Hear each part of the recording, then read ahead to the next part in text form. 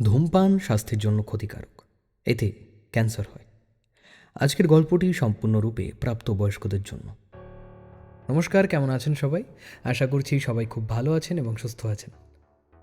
আজকে আপনারা শুনবেন সাহিত্যিক সৈয়দ মুস্তাফা সিরাজের একটি গানের কাহিনী, কবরের অন্ধকারে গল্পের দ্বিতীয় তথা অন্তিম পর্ব। আজকের গল্পটির দৈর্ঘ্যের কারণে আমরা গল্পটিকে দুটি পর্বে বিভক্ত করেছিলাম। কাল আপনারা শুনেছেন গল্পের প্রথম পর্ব, আজ শুনবেন গল্পের দ্বিতীয় তথা অন্তিম পর্ব। যারা এখনও প্রথম পর্ব শোনেননি, ডেসক্রিপশন বক্স, পেন কমেন্ট অথবা আই বাটনে গিয়ে আগে প্রথম পর্বটি শুনে ফেলুন, তাতে আপনাদের এই পর্বটি বুঝতে সুবিধে হবে। আপনারা যদি আমাদের চ্যানেলে নতুন হয়ে থাকেন তাহলে চ্যানেলটি সাবস্ক্রাইব করে পাশে থাকা বেল আইকনটি অবশ্যই প্রেস করে দেবেন, তাতে আমরা যখনই নতুন ভিডিও আপলোড করব আপনাদের কাছে নোটিফিকেশন পৌঁছে যাবে। আর অবশ্যই কমেন্ট করতে ভুলবেন না যে আজকের গল্পটি আপনাদের কেমন লাগলো। আজকের গল্প পাঠে এবং জয়ন্তর চরিত্রে আমি সন্তু, কর্নেলের ভূমিকায় শ্রী রাজীব চ্যাটার্জি। তাহলে আর বেশি দেরি না করে শুরু করছি আজকের গল্প, সাহিত্যিক সৈয়দ মুস্তাফা সিরাজের কর্নেল কাহিনী, কবরের অন্ধকার, দ্বিতীয় তথা অন্তিম পর্ব।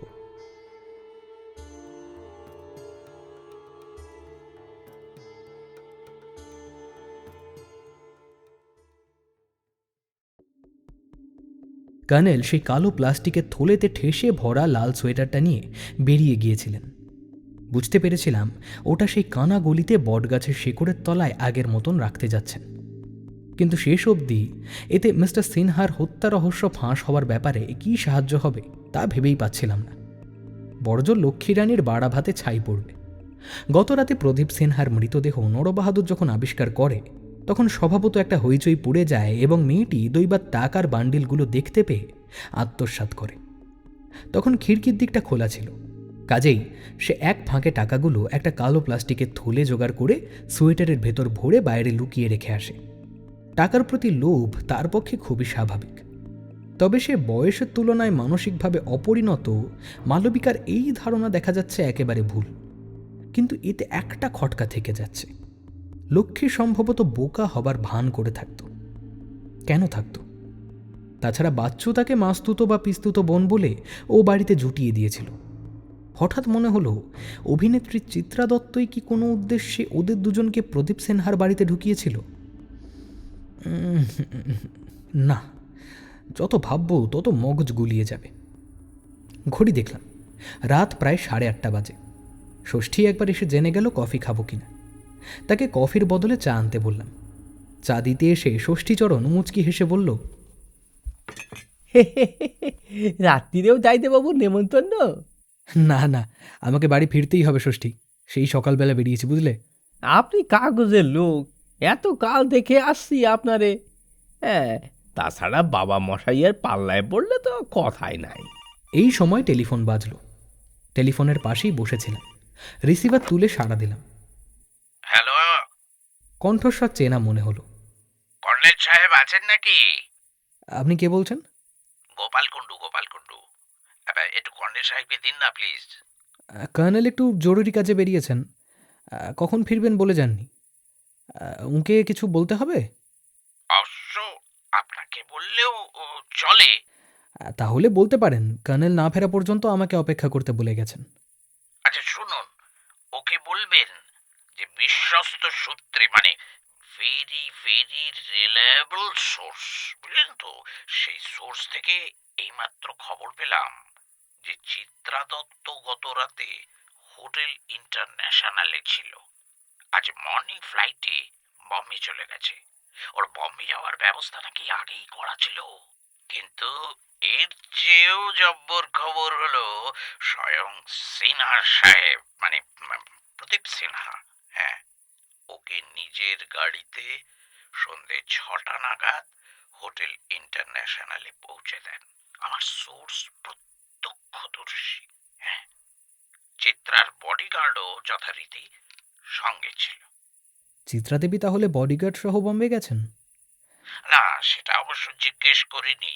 কর্নেলকে খবরটা দেবেন। হ্যাঁ, উনি যদি এ বিষয়ে আরো কিছু জানতে চান আমি তা জানাবার চেষ্টা করব। আমার বাড়ির নাম্বার কর্নেল জানেন, রিং করতে বলবেন। বেশ, বলবো। ধন্যবাদ গোপালবাবু। আরে মশাই, এতে ধন্যবাদের কি আছে? আপনার মনে পড়া উচিত ওই ফিল্ম স্টার অতনু কুমার মার্ডারের কেসে আমি যেভাবে ফেঁসে গিয়েছিলাম। কর্নেল সাহেব না থাকলে ও আমার নিজ্ঞাত ফাঁসি বা যাবজ্জীবন জেল হতো। ওহ, কর্নেল সাহেব এই যুগে এক ত্রাণকর্তা। হ্যাঁ, তার ঋণ কি দিয়ে শুধবো বলুন? হ্যাঁ। আচ্ছা, রাখছি। মনে হলো গোপালবাবু যেন একটু রোষে বসে আছেন।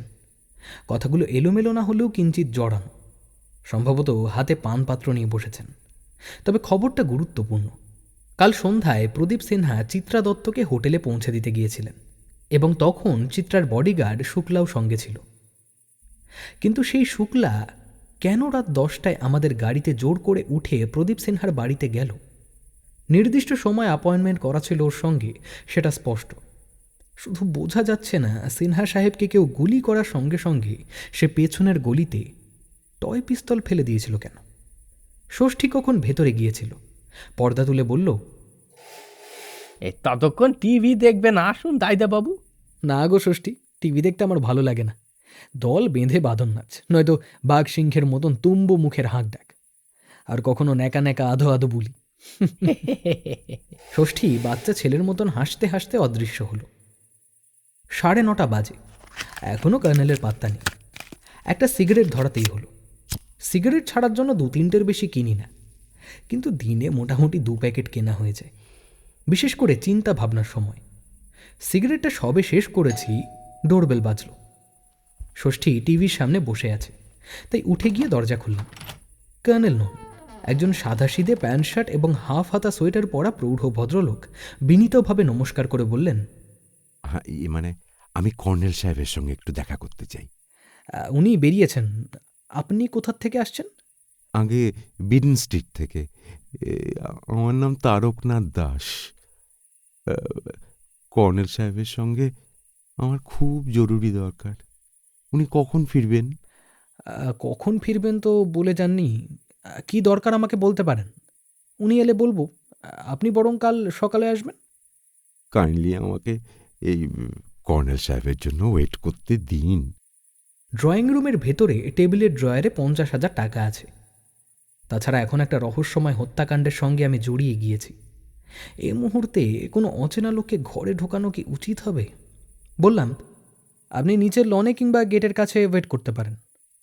কথাটা বলেই ভদ্রলোকের দাস পদবিটা আমার মাথার ভেতরে হঠাৎ খোঁচা দিল। উনি হতাশ মুখে আমার দিকে তখনও তাকিয়ে আছেন। এবার বললাম, আচ্ছা, আপনার সঙ্গে কি কর্নেল সাহেবের পরিচয় আছে? আগে না, আমি ওই জয়শ্রী স্টুডিওর গোপালবাবুর কাছে গিয়েছিলাম। এইমাত্র ওর কাছ থেকে আসছি। উনি উনি কর্নেল সাহেবের নাম ঠিকানা লিখে দিয়েছেন। এই দেখুন। বলে উনি পকেট থেকে এক টুকরো কাগজ বার করলেন।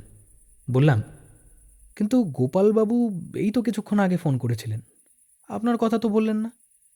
উনি তো একটু খেয়ালি মানুষ, হয়তো ভুলে গেছেন। আপনি ওকে ফোন করে জেনে নিতে পারেন। আমি তো ওর ফোন নাম্বারটা ঠিক জানি না। আচ্ছা, ফিল্ম স্টার চিত্রা দত্তের বডিগার্ড শুক্লা কি? আগে হ্যাঁ, আমারই ছোট মেয়ে। ছোটবেলা থেকে জুডো, ক্যারাটে, তাছাড়া জিমন্যাস্টিক, এসবে ওর নেশা ছিল।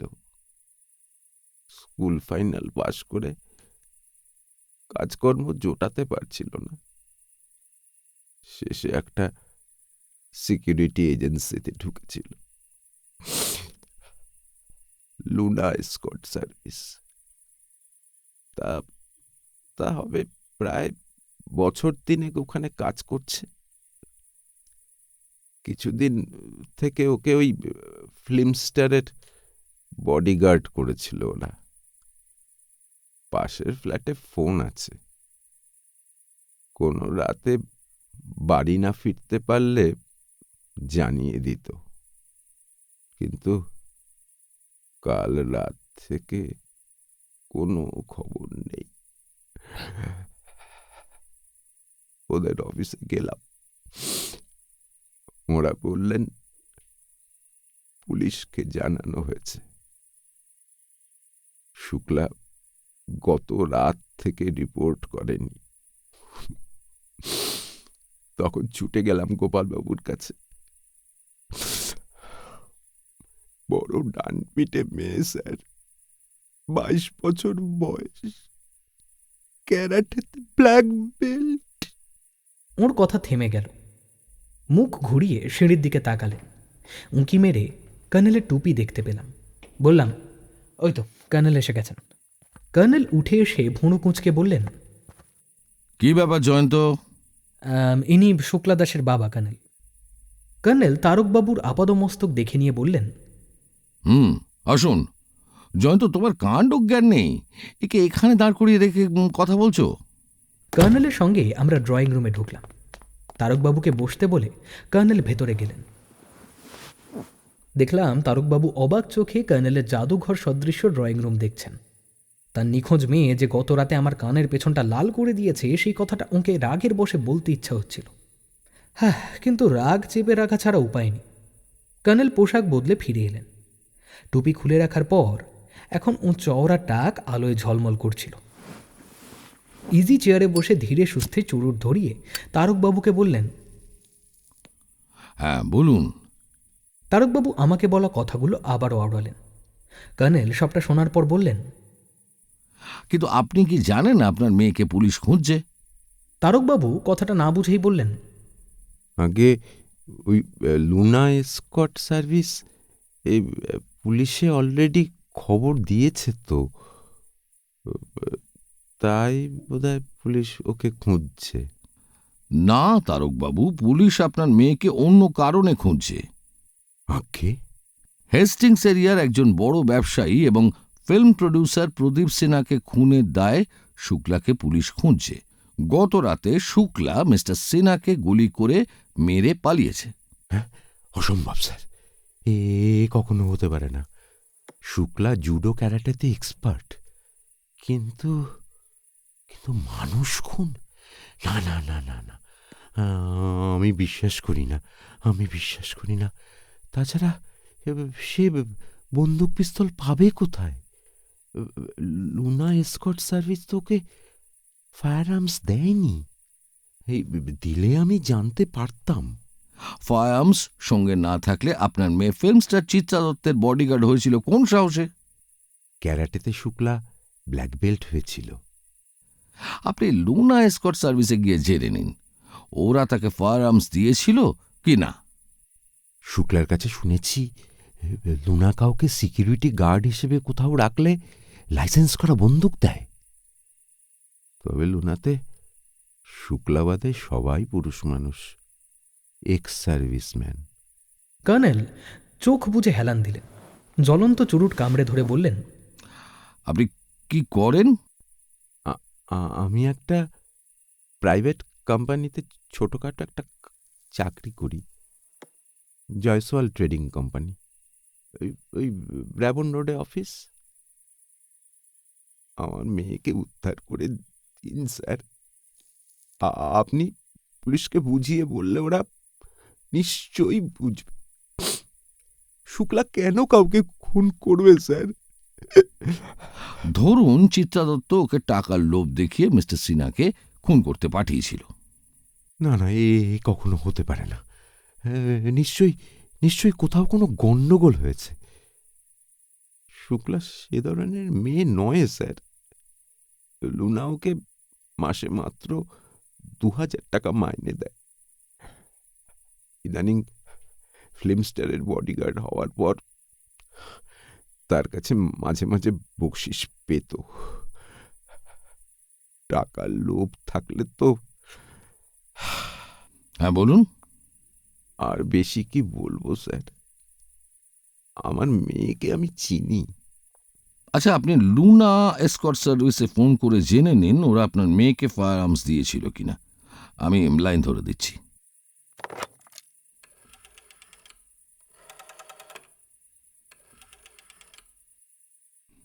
নিন, এখানে কথা বলুন।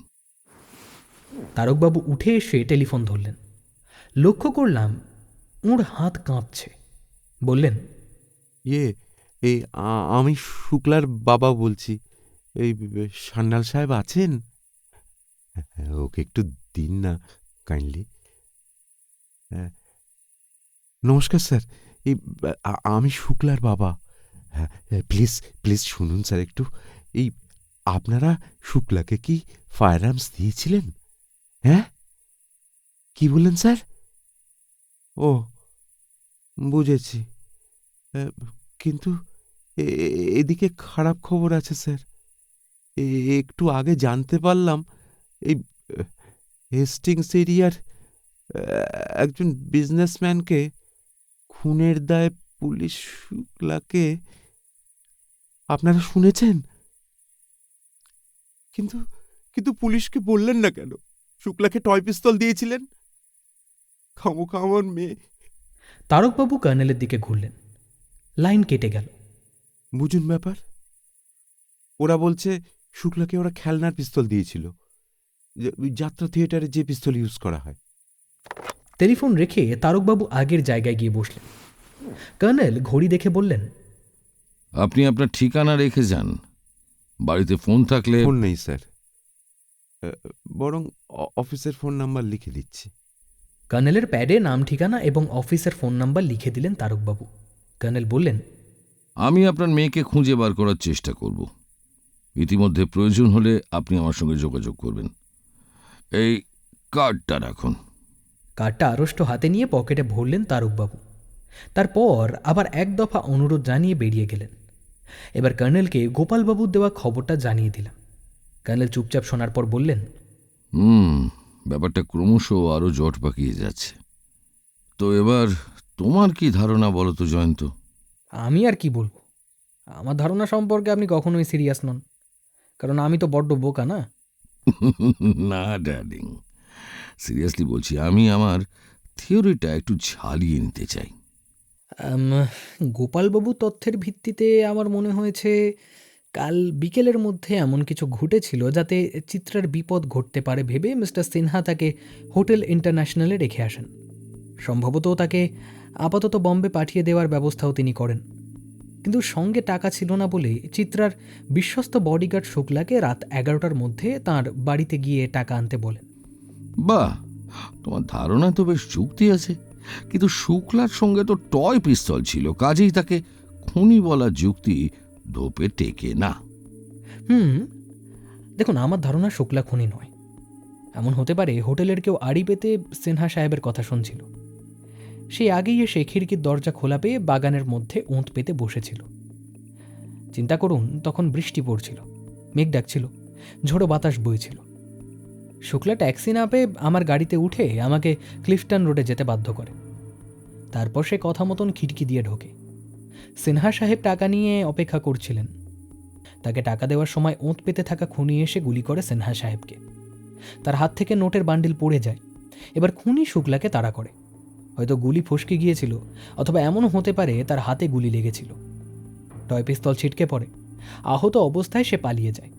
কিন্তু টয় পিস্তলটা কুড়িয়ে পেয়েছি কানা গলিতে এবং বটগাছের প্রায় কাছাকাছি।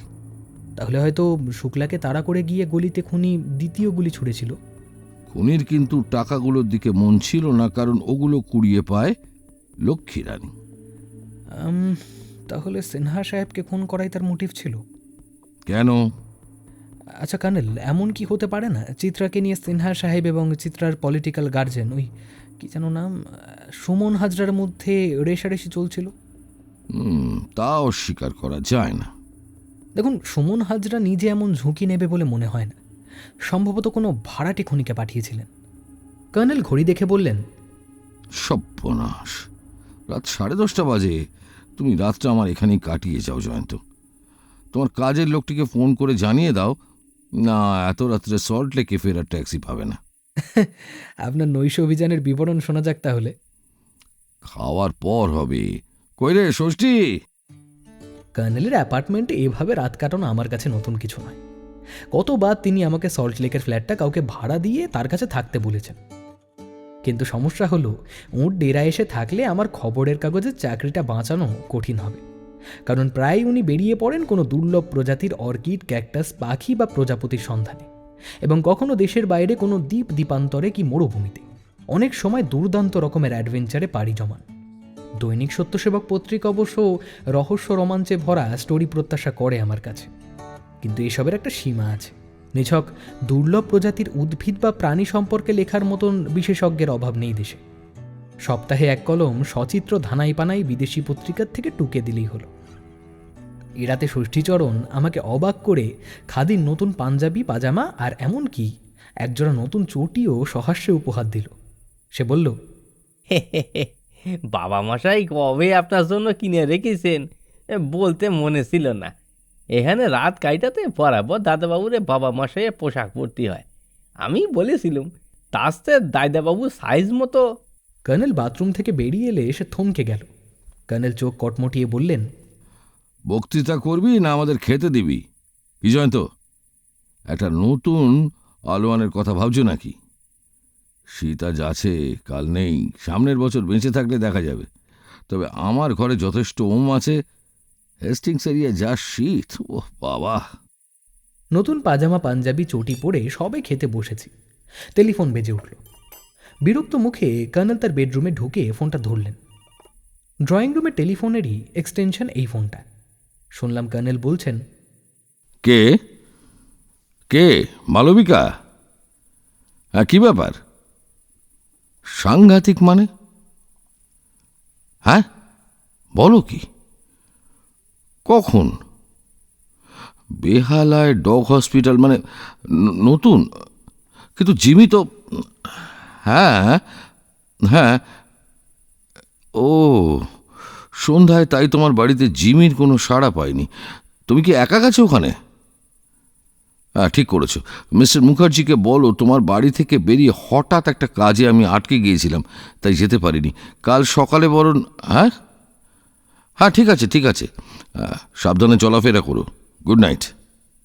ডাইনিং রুমে ঢুকে কর্নেল বললেন, মালবিকার কুকুর জিমি বিকেল থেকে অসুস্থ হয়ে পড়েছিল। আমরা চলে আসার পর মালবিকা লক্ষ্মীকে দিয়ে জিমির রাতের খাবার পাঠিয়েছিল। জিমির নাক মুখ দিয়ে নাকি রক্ত বেরোচ্ছিল। মালবিকা মিস্টার মুখার্জিকে ফোনে খবরটা দেয়। তারপর দুজনে বেচারাকে বেহালা ডগ হসপিটালে নিয়ে গেছেন, যেখানে যাওয়ার পথেই জিমি মারা গেছে। হ্যাঁ, আমি তো আপনাকে বলেছিলাম কুকুরটা সাড়া পাচ্ছি না। আসলে তখন আমার মাথায় ছিল লক্ষ্মীর লাল সোয়েটার। বোঝা যাচ্ছে বাড়িরই কেউ মারাত্মক বিষ দিয়ে ওই অ্যালসেশিয়ানটাকে মেরেছে। আজ রাতে আবার কিছু ঘটবে মনে হয়। ঘটবে যা তা অনুমান করা যায়। বলো। খিড়কির দরজার তালা ভাঙবে বাচ্চু, তারপর টাকা এবং লক্ষ্মীকে নিয়ে উধাও হয়ে যাওয়ার প্ল্যান করেছে। দেখা যাক। মালবিকাকে সাবধানে থাকতে তো বললাম। বাহাদুর এখন নিশ্চয়ই সতর্ক।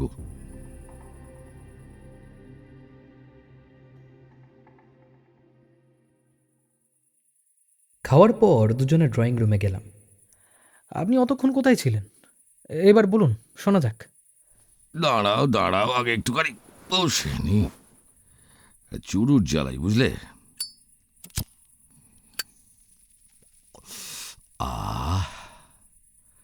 লক্ষ্মীর সোয়েটার যথাস্থানে রেখে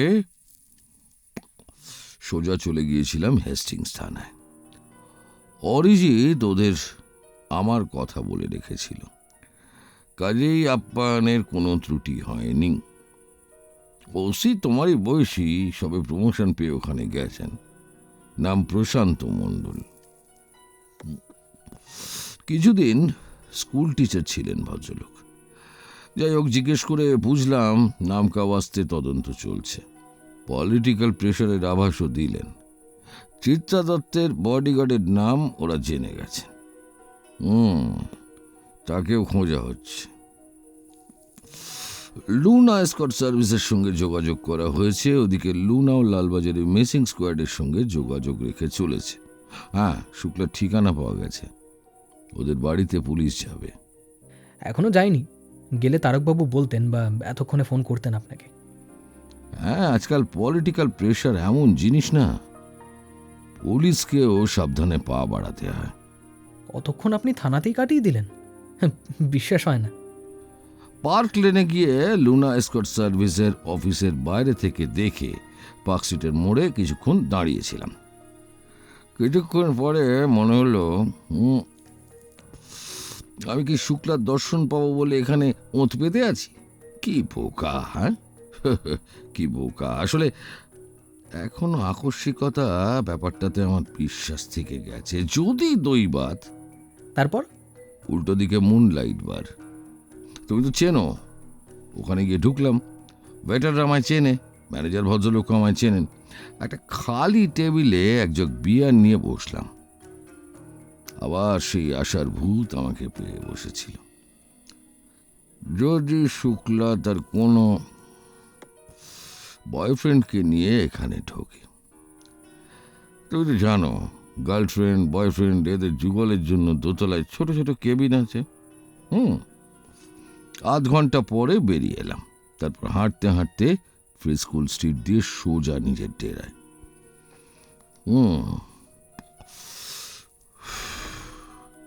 শুক্লা সম্পর্কে আমি সত্যিই ক্রমশ উদ্বিগ্ন জয়ন্ত। সে নিশ্চয়ই কোথাও গা ঢাকা দিয়ে আছে।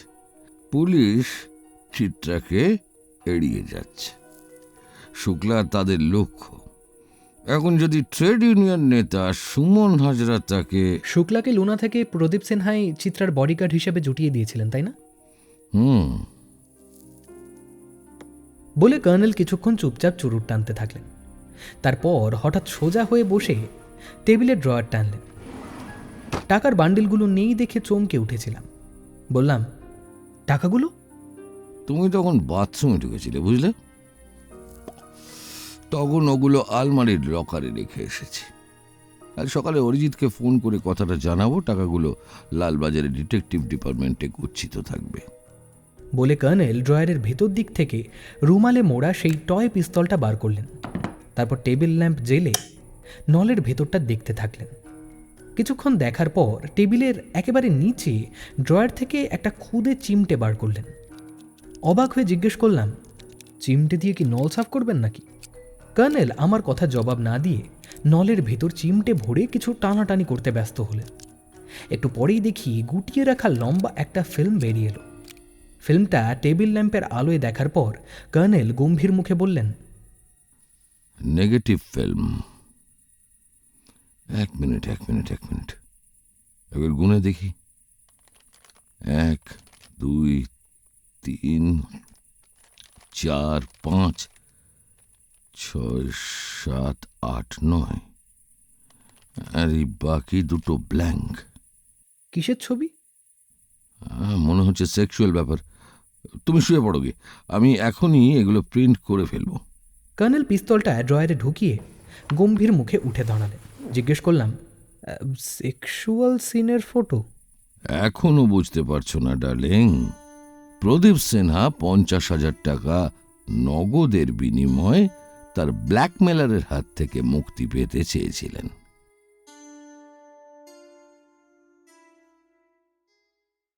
রাতে ভালো ঘুম হয়নি। বাথরুমের পাশে কর্নেলের ডার্ক রুম, যেখানে উনি নিজেই নিজের তোলা ছবি ডেভেলপ এবং প্রিন্ট করেন। ওর এই কাজের জন্য একটা পোর্টেবল সরঞ্জামও আছে। বাইরে কোথাও গেলে সেটা সঙ্গে নিয়ে যান। বিদেশি বিজ্ঞান ও প্রকৃতি বিষয়ক পত্রিকার ওর সচিত্র প্রবন্ধ বেরোয় এবং তা থেকে বেশ রোজগারও হয়। সেই টাকায় ঘরের খেয়ে বনের মোষ তাড়ানোর মতন রহস্য ফাঁস করার অভ্যাস। কখনো ওকে এ ব্যাপারে কারোর কাছে ফি নিতে দেখিনি। আসলে এও ওর একটা হবি। নেগেটিভ ফিল্মে যৌন দৃশ্যের কথা শুনেই বুঝতে পেরেছিলাম প্রদীপ সিনহার চরিত্রে দোষ ছিল। কিন্তু ফটোতে ওর ফিমেল পার্টনার কে হতে পারে? চিত্রা দত্ত কিংবা অন্য কেউ? সে যেই হোক, প্রদীপ সিনহাকে কেউ ব্ল্যাকমেল করার জন্য আড়াল থেকে ছবিগুলো তুলে রেখেছিল। বোঝাই যায় ওর স্ত্রী মালবিকাকে ছবিগুলো দেখানোর হুমকি দিয়ে ওকে কেউ ব্ল্যাকমেল করত। চিত্রা দত্ত নাকি তার বডিগার্ড শুক্লা দাস?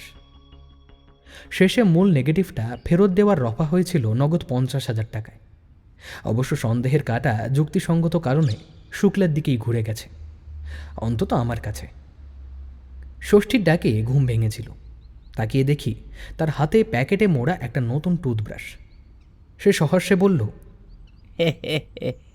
8টা কখন বেজে গেছে? বাবা মশাই আপনারা উঠাতে বারণ করেছিলেন। এই দেখুন, বাজার করতে গিয়ে টুথব্রাশ কিনে এনেছি। এত বেলায় বাসি মুখে চা খেতে নেই, উঠে পড়ুন। বিছানা থেকে উঠে পড়লাম। তোমার বাবা মশাই কোথায় ষষ্ঠী? ছাদের বাগানে। অন্যদিন 8টার মধ্যে নেমে আসেন। বোধ করি কোনো গাছে পোকা লেগেছে। বাইরের দরজার চাবি এঁটে বাজারে গিয়েছিলাম। উপরে আমাকে দেখলেই তো রাগ করেন। আপনি বাথরুম সেরে নিন দায়িত্ববাবু। বাথরুম থেকে বেরিয়ে দেখলাম ষষ্ঠীর হাতে চায়ের পেয়ালা। সে জানে সকালে আমি কর্নেলের মতন কফি খাই না। কর্নেল তখনও ছাদ থেকে নামেননি। দেখে চায়ের পেয়ালা হাতে ছাদের বাগানে গেলাম। দেখলাম প্রকৃতিবিদ হাঁটু মুড়ে বসে কাঁঠালের মতন দেখতে একটা ক্যাকটাসে আতশ কাঁচ দিয়ে কিছু দেখছেন। আমার দিকে না ঘুরেই বললেন, গুড মর্নিং জয়ন্ত। আশা করি শেষ পর্যন্ত সুনিদ্রা হয়েছে। হ্যাঁ, খুনিদরা বলতে পারেন। সব কাগজেই সিনহা সাহেবের খবর বেরিয়েছে। ওই তোমাদের কাগজে একটু ফলাও করে প্রায় হাফ কালাম হেডিং দিয়েছে রহস্যজনক হত্যাকাণ্ড। আজকাল রাজনৈতিক খবর একঘেয়ে হয়ে উঠেছে বলে খুন খারাপির খবরকে গুরুত্ব দেওয়া হচ্ছে, কি বুঝলে? ফটোগুলো প্রিন্ট কেমন হয়েছে তাই বলুন। তুমি এখনো ইয়াং ম্যান, এই সকালবেলা তোমাকে সেগুলো দেখালে তোমার চরিত্র দোষ ঘটবে। প্রদীপ সিনহার মতন। কর্নেল চুপচাপ নিজের কাজে মন দিলেন। খুদে একটা কাঁচিতে কাঁঠাল আকৃতির ক্যাকটাসটার কাটা ছেঁটে দিলেন। তারপর সম্ভবত কীটনাশক ওষুধ স্প্রে করে দিয়ে উঠে দাঁড়ালেন। তুমি প্রদীপ সিনহার মতো বড় লোক নও, তবে তোমার যৌবন আছে। যৌবন অবশ্য যৌবনকে টানে, কিন্তু কোনো ফিল্ম নায়িকাকে নিছক যৌবন কাছে টানতে পারে কিনা না সেটা জানি না। বুঝলাম ছবিতে ফিমেল পার্টনার সেই চিত্রা দত্ত। কর্নেল তার সরঞ্জাম গুটিয়ে কোণের দিকে ছোট্ট ঘরের ভেতর রেখে এলেন। ছাদের একটা পাইপের মুখে জলের ট্যাপ খুলে হাত ধুলেন। তারপর বললেন, আরে চলো, ড্রয়িং রুমে বসে কথা বলা যাবে। নিচে নেমে কর্নেল গার্ডেনিংয়ের জব্বা খুলে ভেতরে ঢুকে গেলেন। আমি ড্রয়িং রুমে সোফায় বসে পড়লাম। কিছুক্ষণ পরে কর্নেল পোশাক বদলে ফিরে এলেন। ইজি চেয়ারে বসে বললেন, না, চিত্রাকে আমি দেখিনি তাই বলতে পারছি না ফিমেল পার্টনার সেই কিনা। তাছাড়া মনস্তাত্ত্বিক কারণেই বলা চলে, কোনো মেয়ে যতই ক্যারিয়ারিস্ট হোক, নিজের সঙ্গে কোনো পুরুষের গোপন যৌন দৃশ্যের ফটো তোলার জন্য কোনো তৃতীয় ব্যক্তিকে কাজে লাগাবে না। আমার ধারণা ঠিক তাই। তুমি কি চিত্রা দত্তের কোনো ফিল্ম দেখেছো? না, নাম শুনেছি বলেও তো মনে পড়ছে না। ষষ্ঠীচরণ কর্নেলের জন্য কফি রেখে গেল। কর্নেল কফিতে চুমুক দিয়ে বললেন, চিত্রার একটা ছবির বড় দরকার। গোপালবাবুকে এখন ফোনে পাওয়া যেতে পারে, দেখা যাক। কফির পেয়ালা টেবিলে রেখে টেলিফোন ডায়াল করার পর সাড়া পেয়ে কর্নেল বললেন, হ্যাঁ, গোপালবাবু আছেন? আচ্ছা, কখন ফিরবেন বলে গেছেন? আমার নাম কর্নেল নীলাদ্রি সরকার। উনি এলে ওনাকে বলবেন আমাকে যেন অবশ্যই রিং করেন। আচ্ছা, রাখছি। বাড়িতে নেই? না, দেখা যাক। উনি ফোন না করলে বরং জয়শ্রী স্টুডিওতে গিয়ে হানা দেব। জয়ন্ত, তুমি আমার এখানে ব্রেকফাস্ট সেরে নেবে, তারপর সল্টলেকে গিয়ে নির্ভয়ে তোমার গাড়িটা নিয়ে আসবে। গাড়ি থাকলে সুবিধা হয়, জানো, ফুয়েল খরচের জন্য তুমি মোটেই চিন্তা করো না। কি বলছেন? ফিউয়েল খরচ দৈনিক সত্যসেবক পত্রিকার chief of the news bureau সত্যদাকে সময় মতন জানিয়ে দেব। এমন একখানে এক্সক্লুসিভ স্টোরি পেলে সার্কুলেশন আবার বেড়ে যাবে। আসলে ইদানিং সার্কুলেশন একটু পড়ে যাচ্ছে, বুঝলেন। কর্নেল চুপচাপ কফি শেষ করে আবার টেলিফোনে ডায়াল করলেন। অরিজিৎ, তুমি আমার গলা শুনেই চিনতে পারো, তাই না? স্বাভাবিক ডার্লিং, তুমি গোয়েন্দা কর্তা নাম্বার 1। না না না না, তুমি শোনো, যে জন্য আবার রিং করছি। ছাতের বাগানে গিয়ে হঠাৎ মনে হলো যেন টাকাগুলো বরং ক্লিফটন রোডের মিসেস সিনার বাড়িতে এবং ওদের লয়ার মিস্টার এস.কে. মুখার্জির সামনে তোমাদের হাতে তুলে দেওয়া উচিত। এতে আইনের দিক থেকে আমি নিরাপদ থাকবো, তাই না? হ্যাঁ, তুমি থাকবে এবং হেস্টিংস থানার ওসি বা ইনভেস্টিগেটিং অফিসারের উপস্থিত থাকাটা একান্ত দরকার। হ্যাঁ, তোমার উদ্বেগটা আমি টের পেয়েছিলাম। থ্যাঙ্কস, রাখছি। কর্নেল ফোন রেখে আমার দিকে তাকালেন। বললাম, কখন যাচ্ছেন ও বাড়িতে? অরিজিৎ লালবাজারে পুলিশ কমিশনের ঘরে রুটিন কনফারেন্স সেরে বেরুবে। পৌঁছতে 12:30 তো হবেই।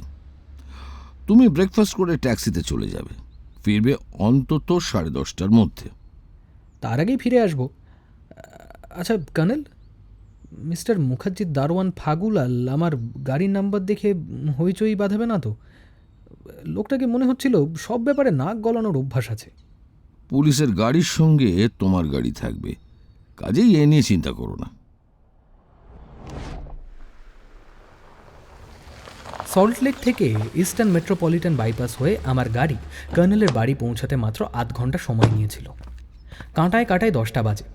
লনের পার্কিং জোনে গাড়ি রেখে কর্নেলের তেতলার অ্যাপার্টমেন্টে ঢুকে দেখি ড্রয়িং রুমে জয়শ্রী স্টুডিওর গোপালবাবু, শুক্লার বাবা তারকবাবু এবং একজন তাগড়াই চেহারার ভদ্রলোক বসে আছেন। কর্নেল আমাকে দেখে বললেন, এসো জয়ন্ত, গোপালবাবু এবং তারকবাবুকে তুমি চেনো। ইনি হলেন মিস্টার রথীন্দ্র সান্যাল, লুনা এসকর্ট সার্ভিসের proprietor, ex serviceman. Defence vehicles department থেকে রিটায়ার করে এই সিকিউরিটি এজেন্সি খুলেছেন। মিস্টার সান্যালকে তো জয়ন্তর কথা আগেই বলেছি। মিস্টার সান্যালের সঙ্গে নমস্কার বিনিময় করে একটু তফাতে ডিভানে বসলাম। লক্ষ্য করলাম আগন্তুকের মুখে কেমন গাম্ভীর্য আর উদ্বেগ থমথম করছে।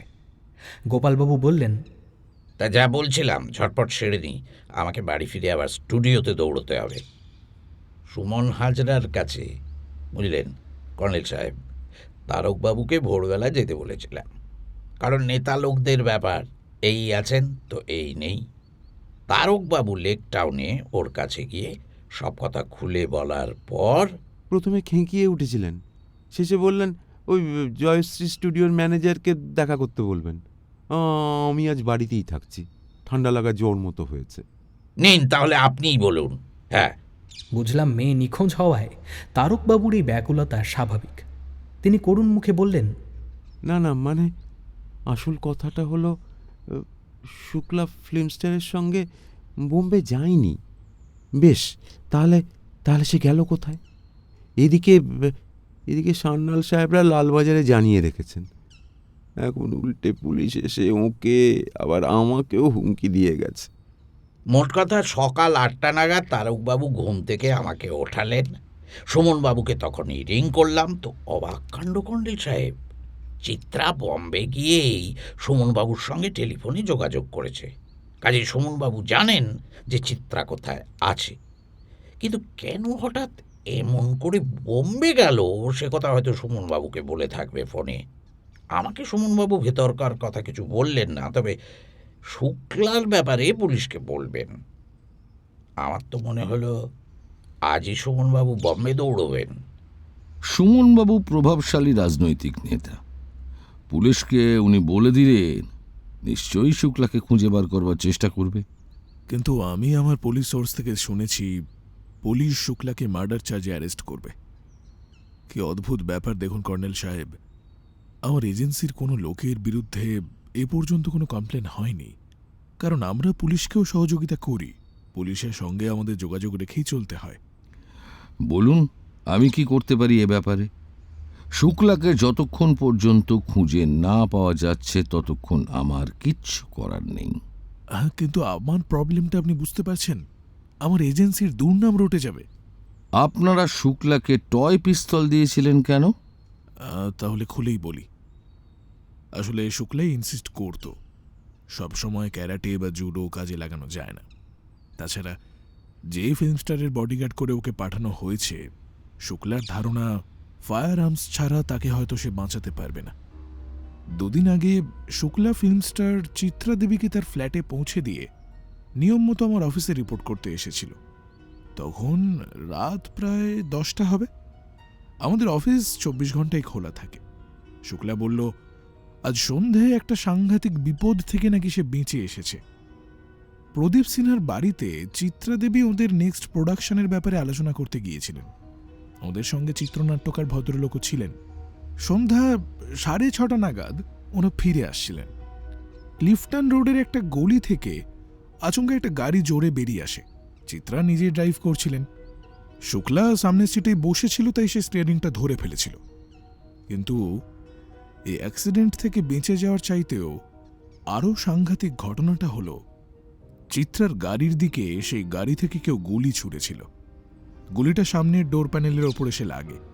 চিত্রা বেঁচে যান, কিন্তু ডোর প্যানেলের ওপর একটু জায়গায় রং চটে গিয়েছে। তার মানে গুলিটা চিত্রার গাড়ির প্যারালালে ওই জায়গাটায় লেগে সোজা বেরিয়ে গেছে। এরপর শুক্লা নিজে ড্রাইভ করে ওকে পৌঁছে দিয়ে আসে। Very interesting. কিন্তু এমন ঘটনার পর আপনারা ওকে নিছক টয় পিস্তল দিলেন? প্রবলেম হলো, আমাদের মাত্র 5টা বন্দুকের লাইসেন্স আছে। সেও ডিফেন্সে আমার পরিচিত হায়ার র্যাঙ্কের এক অফিসারের সুপারিশেই পাওয়া। একটা রিভলভারের লাইসেন্স আমার নিজের জন্য আছে, .36 ক্যালিবার। সেটা তো আর শুক্লাকে দেওয়া যায় না। আর দিতে গেলে পুলিশের পারমিশন চাই, অনেক ঝক্কি সেসব। আপনি তো নিশ্চয়ই জানেন সবটা। অবশ্য টয় পিস্তল অনেক সময় কাজে লাগে জানেন। কাগজে পড়েছিলাম একবার বিমান ছিনতাইও নাকি করা হয়েছিল। হ্যাঁ, কিন্তু ওই পিস্তলটাতে এমন একটা ব্যবস্থা ছিল যাতে পর পর 18টা ফলস কার্টিজ ফায়ার করা যায়। পটকার মতো শব্দও হবে, ধোঁয়াও বেরোবে, কিন্তু কেউই তাতে আহত হবে না। পয়েন্ট ব্ল্যাঙ্ক রেঞ্জে ট্রিগার টানলে? কর্নেল চোখে হেসে আবার আমার দিকে তাকালেন। মিস্টার সান্যাল বললেন, না না, বড় জোর জাস্ট একটু ছ্যাঁকা লাগতে পারে, তার বেশি কিছু না। আরে বললেই হলো। হ্যাঁ, তার বেশি কিছু না। কানের পাশে নল ঠেকিয়ে ফায়ার করলে কানের পর্দা আস্ত থাকবে? কারণ পটকার মতো শব্দের কথা তো বললেন। আমাকে অফিসে যেতে হবে। কর্নেল সাহেব, আপনি দয়া করে শুক্লাকে খুঁজে বের করুন, করজোরে বলছি। আমি যথাসাধ্য করব। আমারও অনুরোধ রইল স্যার। আসলে পুলিশ সোর্সে আপনার পরিচয় পেয়েছি বলেই তারকবাবুর সঙ্গে আপনার কাছে ছুটে এসেছিলাম আজ। আপনি দেখুন ব্যাপারটা নিয়ে কি করা যায়। চলুন তারকবাবু, আপনাকে আমার গাড়িতে পৌঁছে দিয়ে আমি লালবাজারে যাব। গোপালবাবু কি এখন বেরোবেন নাকি? আপনারও বেশি নিজের গাড়ি আছে, নিশ্চয়ই আপনি এখন স্টুডিওতে যাবেন, তাই তো? আপনারা চলুন, আমি এক ভদ্রলোকের সঙ্গে দেখা করে তবে স্টুডিওতে যাব। যান, আপনারা যান। ওরা দুজন বেরিয়ে যাবার পর কর্নেল বললেন, তাহলে বোঝা যাচ্ছে চিত্রা নিজের তাগিদেই মুম্বাই পালিয়েছে। মিস্টার সান্যালের কথা শুনে তাই মনে হচ্ছে। শুধু বুঝতে পারছি না যে সুমন হাজরার মতো এরকম শক্ত গার্জেন থাকতে চিত্রা সিনহা সাহেবের সাহায্য নিল কেন? গোপালবাবু, চিত্রার কোনো ছবি আমাকে জোগাড় করে দিতে পারেন? হ্যাঁ, এক্ষুনি পারি। আমার গাড়িতেই তো খান কয়েক সিনেমা পত্রিকা পড়ে আছে। দাঁড়ান নিয়ে আসি। বলে গোপালবাবু হন্তদন্ত হয়ে বেরিয়ে গেলেন। কর্নেল আমার দিকে ঘুরে মিটিমিটি হেসে বললেন, ভাগ্যিস তুমি বেগড়বাই করনি জয়ন্ত, তাহলে তোমার অন্তত কয়েক ইঞ্চি চুল জ্বলে পুড়ে যেত, ঘা গজাতো, ব্যান্ডেজ বাঁধতে হতো। জোর বেঁচে গেছো, ভবিষ্যতে আর কখনো কাউকে। না পাগল, আমার লাইসেন্সড ফায়ার আর্মস এবার থেকে সবসময় সঙ্গে রাখবো। সঙ্গে এনেছো বুঝি? এই তো এনেছি। বাহ, তবে মাই গুডনেস, মিস্টার সিনহার কেসে মর্গের রিপোর্ট নিয়ে ডাক্তারদের মধ্যে মতবিরোধ ছিল। ফরেন্সিক বিশেষজ্ঞ শেষ পর্যন্ত কি মত দিলেন সেটা আমার জানা দরকার। বলে কর্নেল টেলিফোন ডায়াল করলেন। তারপর সাড়া পেয়ে বললেন, মিস্টার মণ্ডল, আমি কর্নেল নীলাদ্রি সরকার বলছি। হ্যাঁ, 12টার মধ্যে পৌঁছে যাব। আপনি মিসেস সিনহা এবং ওদের লয়ার মিস্টার মুখার্জিকে জানিয়েছেন আশা করি। হ্যাঁ, শুনুন, এখনই মনে পড়ল, জানেন, মর্গের রিপোর্ট সম্পর্কে ফরেন্সিক এক্সপার্ট, হ্যাঁ, পয়েন্ট ব্ল্যাঙ্ক রেঞ্জে নয় বলছেন, অন্তত 2 মিটার ডিস্টেন্স থেকে। হ্যাঁ হ্যাঁ হ্যাঁ, আপনার থিওরি ঠিক আছে, সেই ছাতিম গাছটার আড়াল থেকেই কেউ। হ্যাঁ, শুক্লা দাস ছাড়া আর কেই বা হতে পারে। হ্যাঁ হ্যাঁ হ্যাঁ হ্যাঁ, দেয়ার ওয়াজ এ থার্ড পার্সন যাকে মিস্টার সিনহার টাকাগুলো দিতে গিয়েছিলেন। হ্যাঁ, ইউ আর রাইট, ব্ল্যাকমেলের ব্যাপার। আচ্ছা রাখছি, 12টা দেখা হচ্ছে, কেমন? Thank you. ওই তৃতীয় ব্যক্তির কথা আপনি বলেছেন, আমার ধারণাও তাই। কিন্তু এখন তো চোখ বুজে বলা যায় বাচ্চুই খুনি। বলাটা কঠিন, এমনকি হতে পারে না যে প্রদীপ সিনহা চুপি চুপি নেমে গিয়ে আগে খিড়কির দরজা খুলে রেখেছিলেন? সন্ধ্যের পর থেকে ওদিকে আর কেউ যায় না, কাজেই কোনো সুযোগে টাকার খবর জানতে পেরে কেউ শুক্লা পৌঁছবার আগেই বাড়িতে ঢুকে ছাতিম গাছের আড়ালে ওঁত পেতে বসেছিল। তারপর বৃষ্টি, ঝোড়ো হাওয়া। ডোরবেল বাজল। কর্নেল হাঁক দিলেন। ষষ্ঠী! কর্নেলের অ্যাপার্টমেন্টের দরজায় ইন্টারলকিং সিস্টেম আছে, ভিতর থেকে খোলা যায়, বাইরে থেকে খোলা যায় না। কাজেই গোপালবাবু কিছুক্ষণ হাতল ঘোরানোর ব্যর্থ চেষ্টার পর ডোরবেলের সুইচ টিপেছেন। তিনি ভিতরে এসে বললেন, বড্ড বেয়াড়া দরজা আপনার। হ্যাঁ, ওর হাতে 4টে কল্পলোক পত্রিকা ছিল।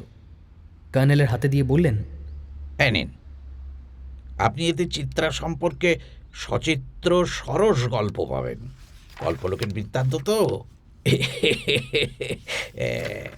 আসলে এতে পাবলিসিটি হয়। হ্যাঁ, সব অভিনেতা অভিনেত্রী চায় তাদের নিয়ে মুখরোচক গল্প রটে যাক। আচ্ছা, আমি এখন চলি কর্নেল সাহেব। হোটেল ইন্টারন্যাশনালে আপনার সোর্স আর কোনো খবর দেয়নি? না, আরে যাকে নিয়ে খবর সেই তো ভোকারটা। যাকে চলি কর্নেল সাহেব। জয়ন্তবাবু, চলি।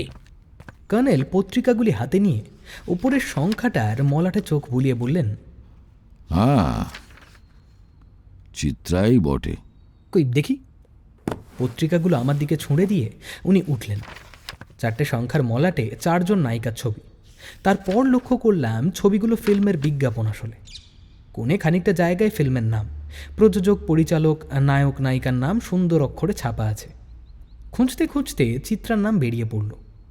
অর্ধবসনা বললেই চলে। বিশেষ করে নারী শরীরের এই ভঙ্গিতে একটা ছন্দ অবশ্যই আছে, কিন্তু আর্টকে চাপা দিয়েছে অশালীন যৌনতা। লাবণ্য ছাপিয়ে আদিম জৈব একটা চেতনা চোখকে জ্বালিয়ে দেয়।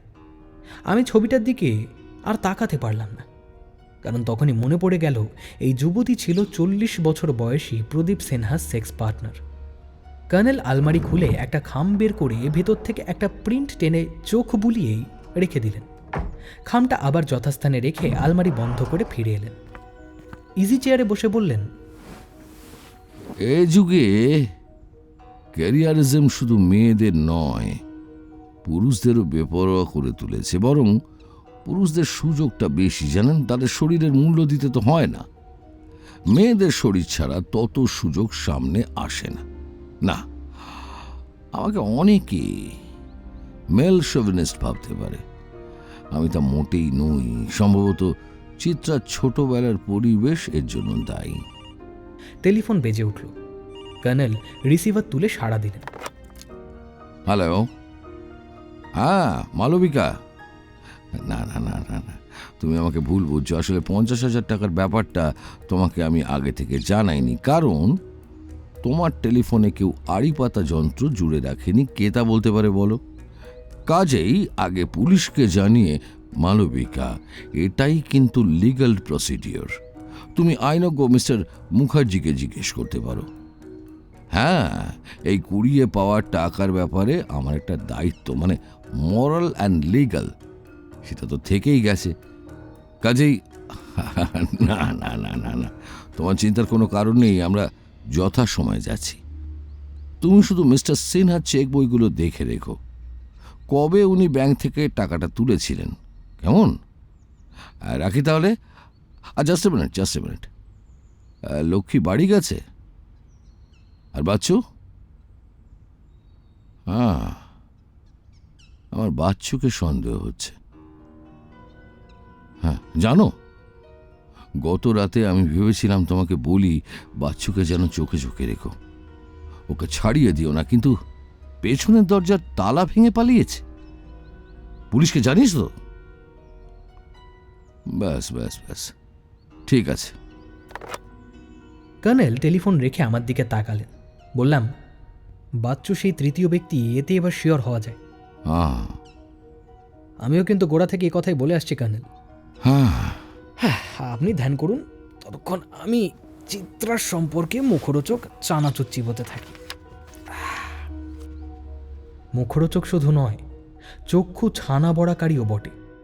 প্রদীপ সিনহা আর সুমন হাজরাকে চিত্রার সঙ্গে জড়িয়ে কাব্যিক ভাষায় চমকপ্রদ প্রতিবেদন। কে লিখেছে তার নাম নেই, অনেকগুলো রঙিন ছবি দিয়ে সাজিয়েছে। হঠাৎ কর্নেল বললেন, জয়ন্ত, বেরুবো, যাই পোশাকটা বলতে আসি। ওটা তো 11টা বাজে। আমরা ভবানুপুর হয়ে যাব জানো। একটু পরে যখন আমরা বেরোলাম তখন কর্নেলের হাতে একটা ব্রিফকেস, যার ভেতরে সেই 5টা নোটের বান্ডিল আছে। টয় পিস্তলটা ওর টেবিলের ড্রয়ারে থাকে। কর্নেলের নির্দেশে পিজি হাসপাতালের পাশ দিয়ে এগিয়ে এ রাস্তা থেকে সে রাস্তা এবং তারপর একটা গলিতে ঢুকে শেষ প্রান্তে মোটামুটি চওড়া রাস্তার ধারে গাড়ি দাঁড় করাতে হলো। ব্রিফকেসটা আমার জিম্মায় রেখে কর্নেল বললেন, একটু অপেক্ষা করো, আমি আসছি। ব্রিফকেসে 50,000 টাকা। তাই অস্বস্তি হচ্ছিল। কর্নেল গাড়ির পেছন দিকে এগিয়ে যে বাড়ির গেটে ঢুকে গেলেন সেটা একটা বিশাল বাড়ি এবং খুবই পুরনো। অবসর সময় লক্ষ্য করেছিলাম এই এলাকায় এ ধরনের পুরনো প্রাসাদোপম বেশ কয়েকটি বাড়ি আছে।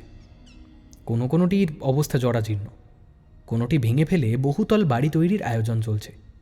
সময় কাটছিল না, প্রতি মুহূর্তে মনে হচ্ছিল কেউ হয়তো আমাদের গাড়ি অনুসরণ করে এসেছে এবং অতর্কিতে এসে হামলা চালিয়ে ব্রিফকেসটা লুট করে পালাবে। জ্যাকেটের ভেতর আমার আগ্নেয়াস্ত্রটির দিকে মন পড়েছিল এবং কাছাকাছি কোনো গাড়ি এসে থামলেই তৈরি থাকছিলাম। কর্নেল ফিরে এলেন প্রায় মিনিট 20 পরে। গাড়িতে ঢুকে বললেন,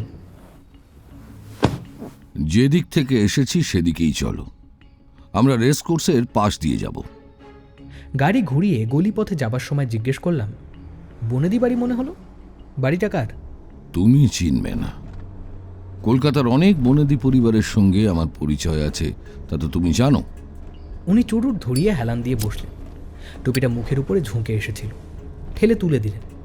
তারপর চোখ বুজে একেবারে ধ্যানস্থ। হেস্টিংস থানার সামনে গিয়ে দেখলাম বেতার ভ্যানে সশস্ত্র পুলিশ এবং কয়েকটি লাল জিপ গাড়ি। ফুটপাতে এক দঙ্গল কনস্টেবল, কয়েকজন অফিসার বেটন হাতে দাঁড়িয়ে আছেন। কর্নেলকে দেখে একজন অফিসার এসে অভিবাদন জানালেন। কর্নেল ব্রিফকেস নিয়ে নেমে গিয়ে বললেন, জয়ন্ত, তুমি কোথায় গাড়ি পার্ক করবে জেনে নাও, আমি এখানে অপেক্ষা করছি। পুলিশ অফিসারটি আমাকে বললেন, ওই সাদা অ্যাম্বাসেডারটার পাশে পার্ক করে দিন। গাড়ি লক করে এসে কর্নেলের সঙ্গে থানার গেটে ঢুকলাম। আস্তে করে বললাম, ব্যাপার কি, এত আয়োজন? স্বয়ং ডিসিডিডি আসবেন, তাছাড়া এমন হতে পারে নতুন কিছু ঘটেছে। বলেন কি? দেখা যাক। ওসি মিস্টার মণ্ডলের ঘরে ঢুকতেই তিনি কর্নেলকে অভিবাদন জানিয়ে বললেন, আরে বসুন স্যার, আপনাকে একটু আগে রিং করেছিলাম। আপনার সার্ভেন্ট বলল আপনি বেরিয়ে গেছেন। কর্নেল বসলেন, পাশের চেয়ারে আমিও বসলাম। কর্নেল বললেন, আলাপ করিয়ে দিই, জয়ন্ত চৌধুরী, দৈনিক সত্য সেবক পত্রিকার রিপোর্টার। আচ্ছা, নমস্কার। ম্যানওয়ার জেটির কাছে গঙ্গার ধারে ঝোপের মধ্যে একটা ডেড বডি পাওয়া গেছে।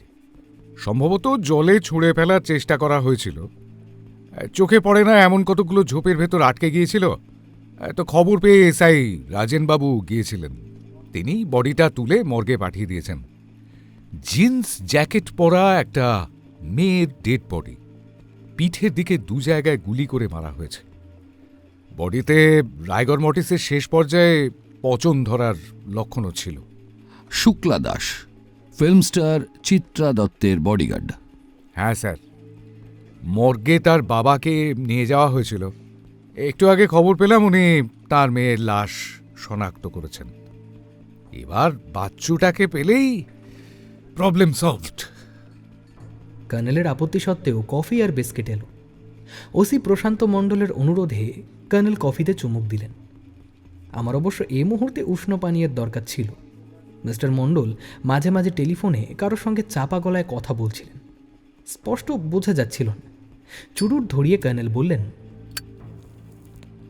বাচ্চুর ব্যাকগ্রাউন্ড জানতে পেরেছেন কি? হ্যাঁ, ফিল্ম লাইনে ঘোরাঘুরি করতো একসময়। অ্যান্টি সোশ্যাল তো বটেই, প্রডিউসারদের কাছ থেকে টাকা কড়ি আদায় করত। কিন্তু আমাদের স্যার হাত পা বাঁধা, পলিটিক্যাল প্রেশার আছে। ওকে জেরা করে কিন্তু কিছুই জানা যায়নি, মানে হার্ড নাট যাকে বলে। ওর আসল নাম কি? আসল নাম স্বপন ঘোষ, বর্ধমানের গ্রামের ছেলে, ভগ্নিপতির কাছে থাকতো। ঠিকানা পাওয়া গেছে। টেলিফোন বেজে উঠলে প্রশান্ত মণ্ডল রিসিভার তুলে সাড়া দিলেন। হ্যালো, হ্যাঁ স্যার, এসে গেছেন। লাহিড়ী সাহেব এখনো বেরোননি? আচ্ছা ঠিক আছে, হ্যাঁ ধরছি। হ্যাঁ বলুন স্যার, ডিসি সাহেব আসছেন না? আচ্ছা বুঝেছি। হ্যাঁ স্যার, লিগ্যাল প্রবলেম এসে গেছে। আচ্ছা আমি কর্নেল সাহেবকে দিচ্ছি। কমিশনার সাহেবের ঘরে কনফারেন্স এখনো চলছে। ডিটেকটিভ ডিপার্টমেন্টের অ্যাসিস্ট্যান্ট কমিশনার অচিন্ত জানা আপনার সঙ্গে কথা বলতে চান। বলুন মিস্টার জানা। That's right. শুক্লা দাসের ডেড বডি লিগ্যাল প্রবলেম সৃষ্টি করছে। Yes, I agree. শুনুন, টাকাগুলো আমি মিস্টার সিনহার বাড়ির পেছনের গলিতে বটগাছের শেকড়ের মধ্যে আবিষ্কার করেছি। এই স্টেটমেন্ট আমি দিচ্ছি, কেমন? হ্যাঁ, দ্যাটস মাচ। দিচ্ছি, ধরুন। ওসি প্রশান্ত মণ্ডলকে টেলিফোন দিলেন কর্নেল। একটু পরে টেলিফোন রেখে মিস্টার মণ্ডল গম্ভীর মুখে বললেন, ঝামেলা বেড়ে গেল। আপনার অবশ্য কোনো অসুবিধা নেই। আপনি প্রদীপ সিনহার ফ্যামিলি ফ্রেন্ড হিসেবে একটা সাদা কাগজে স্টেটমেন্ট লিখে দিন। কার্বন কপিতে আমি রিসিপ্ট বলে সই করে দিচ্ছি।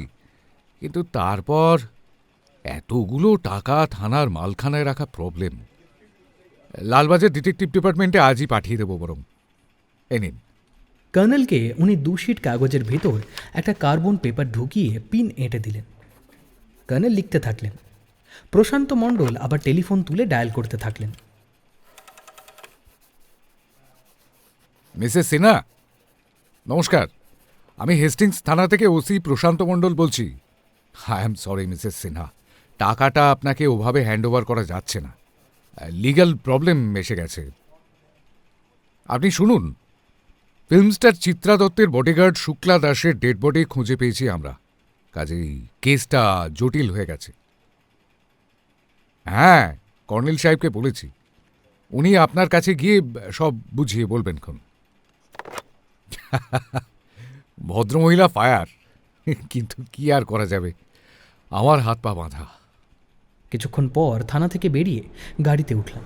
কর্নেল ঘড়ি দেখে বললেন, প্রায় 1টা বাজে। মালবিকার সঙ্গে দেখা করে যাওয়ার দরকার। 10 মিনিটের বেশি সময় নেব না। তুমি গাড়িতেই অপেক্ষা করবে। ওর নির্দেশে ড্রাইভ করছিলাম। ক্লিফটন রোডে পৌঁছে বাঁদিকে একটা গলির মুখে গাড়ি রাখলাম। কর্নেল ব্যস্তভাবে বেরিয়ে গেলেন। এখান থেকে মিস্টার মুখার্জি বা প্রদীপ সিনহার বাড়ি দেখা যায় না। ব্রিফকেসটা এখন খালি, কাজে কোনো অস্বস্তিও নেই। একটা সিগারেট পুড়ে শেষ হতে হতে কর্নেলকে দেখতে পেলাম। তেমনই ব্যস্তভাবে ফিরে আসছেন। রাস্তা পেরিয়ে এসে গাড়িতে উঠে বললেন, সবচেয়ে অদ্ভুত ব্যাপার, মালবিকার হুকুমে নরবাহাদুর আর ড্রাইভার জগদীশ বাগানের শুকনো পাতা ঝেঁটিয়ে জড়ো করেছিল। এর ফলে আরও কিছু নতুন জায়গায় রক্তের দাগ বেরিয়ে পড়েছিল। বোধহয় তা ধুয়ে ফেলা হয়েছে। খিড়কির দরজায় একটা নতুন মজবুত তালা আঁটা হয়েছে। মিসেস সিনহা কি বললেন বলুন? হ্যাঁ, একটু চটে গেছে বুঝলে। অতগুলো টাকা ফিরে পেতে অনেক ঝামেলা হবে এই যা। হ্যাঁ, তা ওদের লয়ার ভদ্রলোকের সঙ্গে আলাপ হলো? হলো, 30-32-এর মধ্যে বয়স। সিনহা সাহেবকে প্রদীপদা বলতেন।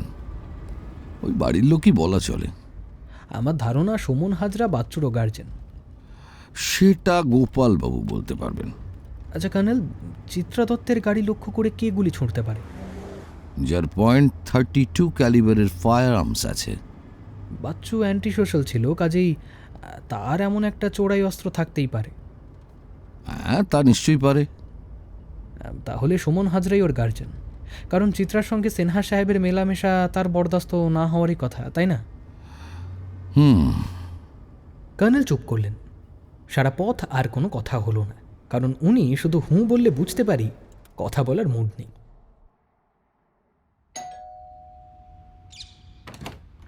কর্নেলের অ্যাপার্টমেন্টে ফিরতেই ষষ্ঠীচরণ বলল, এ বাবা মশাই রে, এক ভদ্রলোক ফোন করেছিলেন, নম্বর লিখে রেখেছি, নাম বলেননি।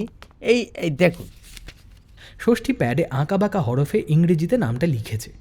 কর্নেল ওকে বাংলা শেখানোর পর এখন ইংরেজি শেখাচ্ছেন। দেখলাম ষষ্ঠীর যথেষ্ট উন্নতি হয়েছে। কর্নেল ইজি চেয়ারে বসে বললেন, লুনা এসকর্ট সার্ভিসের নাম্বার, তার মানে মিস্টার সান্যাল। পরে ফোন করা যাবে। ষষ্ঠী, ও ষষ্ঠী, আমরা খাবো। আজ কিন্তু আমাকে অফিস যেতেই হবে কর্নেল। সত্যদা কথায় কথায় শাসন, এবার ম্যানেজিং ডিরেক্টরের কাছে আমার নামে কমপ্লেন করবেন। চিফ এডিটর ওকে বিশেষ পাত্তা দেন না।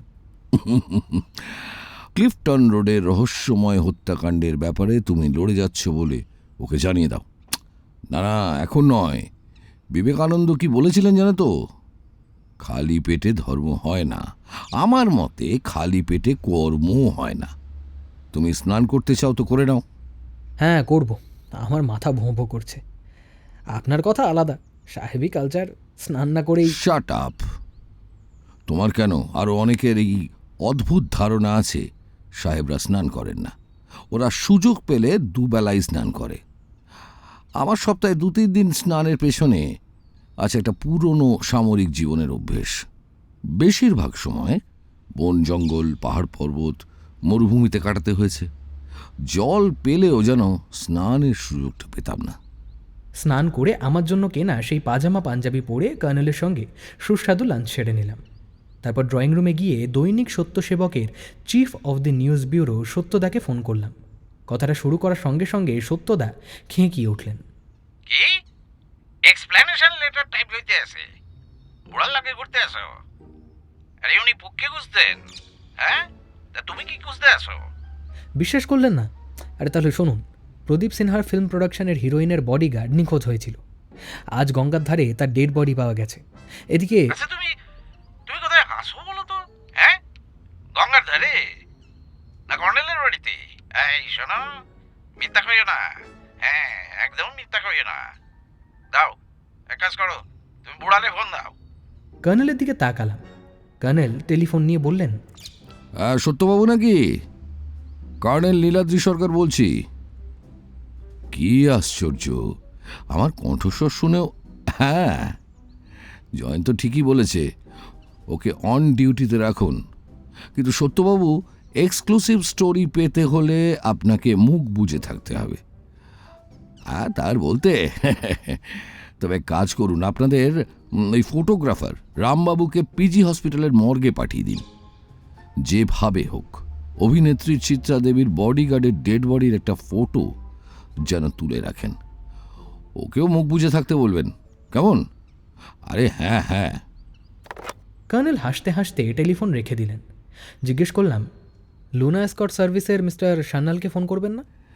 হ্যাঁ হ্যাঁ হ্যাঁ, শুক্লা ডেড বডির খবর দিতে চেয়েছিলেন মনে হচ্ছে।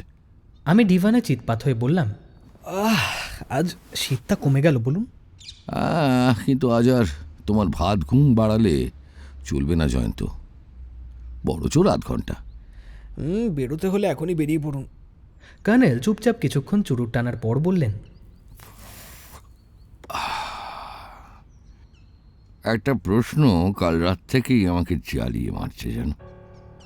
শুক্লার নিজেই মিস্টার সিনহাকে ব্ল্যাকমেল করার জন্য ফটোগুলো তুলেছিল, নাকি এর পেছনে অন্য কারুর প্ররোচনা ছিল? শুক্লার একটা ক্যামেরা থাকতেই পারে, ছিল কিনা ওটা ওর বাবার কাছ থেকে জেনে নেওয়া যায়। কিন্তু পরের প্রশ্ন, ফিল্মটা ডেভেলপিং, ওয়াশিং এবং প্রিন্টিংও করা হয়েছিল। নেগেটিভ দেখেই সেটা বোঝা যায়। এ ধরনের গোপন এবং অশালীন ছবি বাইরে প্রিন্ট করানোর অনেক রিস্ক আছে। কাজেই খুব জানাশোনা, এমনকি ইমোশনাল সম্পর্ক আছে এমন কাউকে দিয়ে। শুক্লার বয়ফ্রেন্ড থাকা অসম্ভব নয়। কে বলতে পারে বাচ্চু ওর বয়ফ্রেন্ড নয়? বাচ্চু ফিল্ম লাইনে জানাশোনা ছিল। একজন অ্যান্টি সোশ্যাল ফিল্ম জগতের কোনো ফটোগ্রাফারকে দিয়ে প্রিন্ট করিয়ে নিতে পারে। সিনেমার স্টিল পিকচার যারা তোলে আর কি, কিংবা ধরুন কোনো ফিল্ম ম্যাগাজিনের ফটোগ্রাফার। যাই হোক, আপনি মূল ব্যাপারটা ছেড়ে ছবির দিকে মন দিয়েছেন কেন?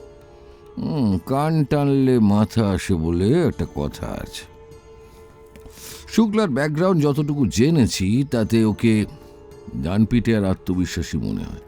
হ্যাঁ, সেটা ঠিক। কিন্তু প্রদীপ সিনহার মতো একজন বিজনেস ম্যাগনেটকে ব্ল্যাকমেল করা শুক্লার পক্ষে দুঃসাহসিক অ্যাডভেঞ্চার নয় কি? কেন, মালবিকাকে একটা প্রিন্ট দেখালেই তাঁর স্বামী কুপকাত হয়ে যেতেন। দেখুন, ভদ্রমহিলাকে আপনি আমার চেয়ে ভালো চেনেন, কারণ তার বাবা আপনার বন্ধু ছিলেন। তবে মালবিকাকে দেখে আমার কিন্তু মনে হয়েছে অসাধারণ তেজস্বিনী মহিলা।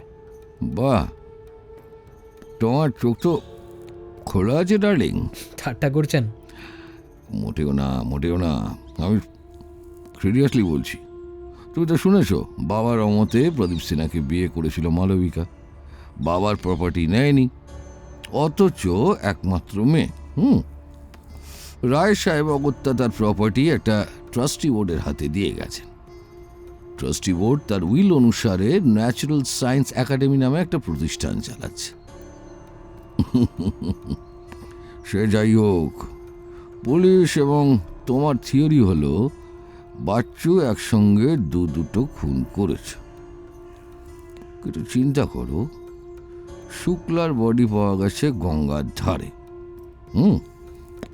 বাচ্চু কি কাঁধে করে শুক্লার বডি অত দূরে ফেলতে নিয়ে গিয়েছিল?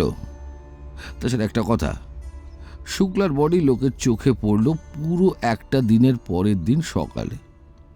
মিস্টার সিনহাকে খুন করার পর শুক্লার বডি বাচ্চুর পক্ষে কোথায় লুকিয়ে রাখা সম্ভব বলে মনে করো?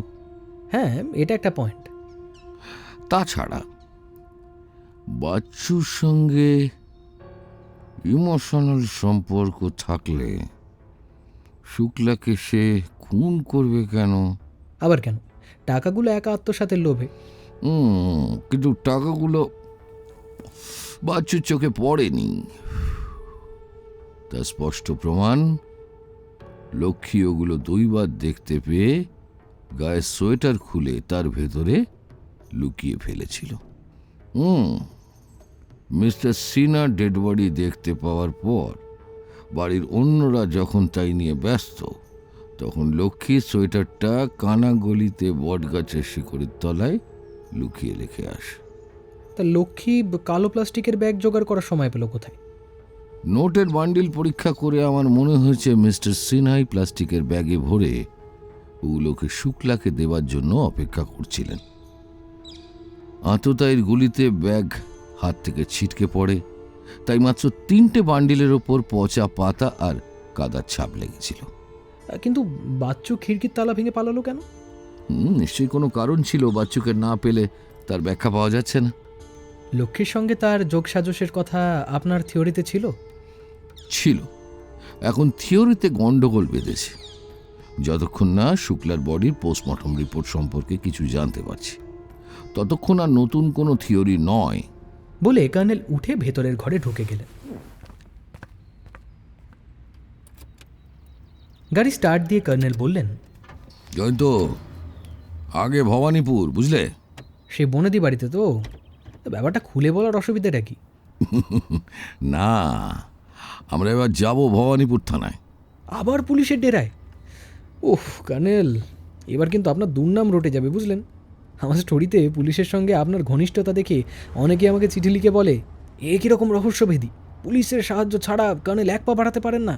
ভুলে যেও না জয়ন্ত, আধুনিক সমাজ ব্যবস্থাটাই এরকম যে একটার সঙ্গে অসংখ্য সম্পর্ক জড়িয়ে আছে। বিশেষ করে অপরাধ ধ্বংসক্রান্ত ব্যাপারে এ যুগে পুলিশের সাহায্য ছাড়া এগোনো খুব কঠিন। সমাজ ব্যবস্থার জটিলতা যত বাড়ছে, অপরাধবোধের জটিলতাও তত বেড়ে চলেছে। তার চেয়ে বড় কথা, অনেক ক্ষেত্রে এমন একটা জরুরি তথ্যের দরকার হয় যা পুলিশের রেকর্ড ছাড়া পাওয়া যায় না। ইজি চেয়ারে বসে কানে শোনা বা চোখে দেখা কিছু সূত্র থেকে অপরাধী শনাক্ত করার যুগ বহুদিন আগে চলে গেছে। অপরাধীরা এখন প্রখর বুদ্ধি এবং মেধার অধিকারী। হ্যাঁ, অত বললে আমি অন্যমনস্ক হয়ে পড়ব।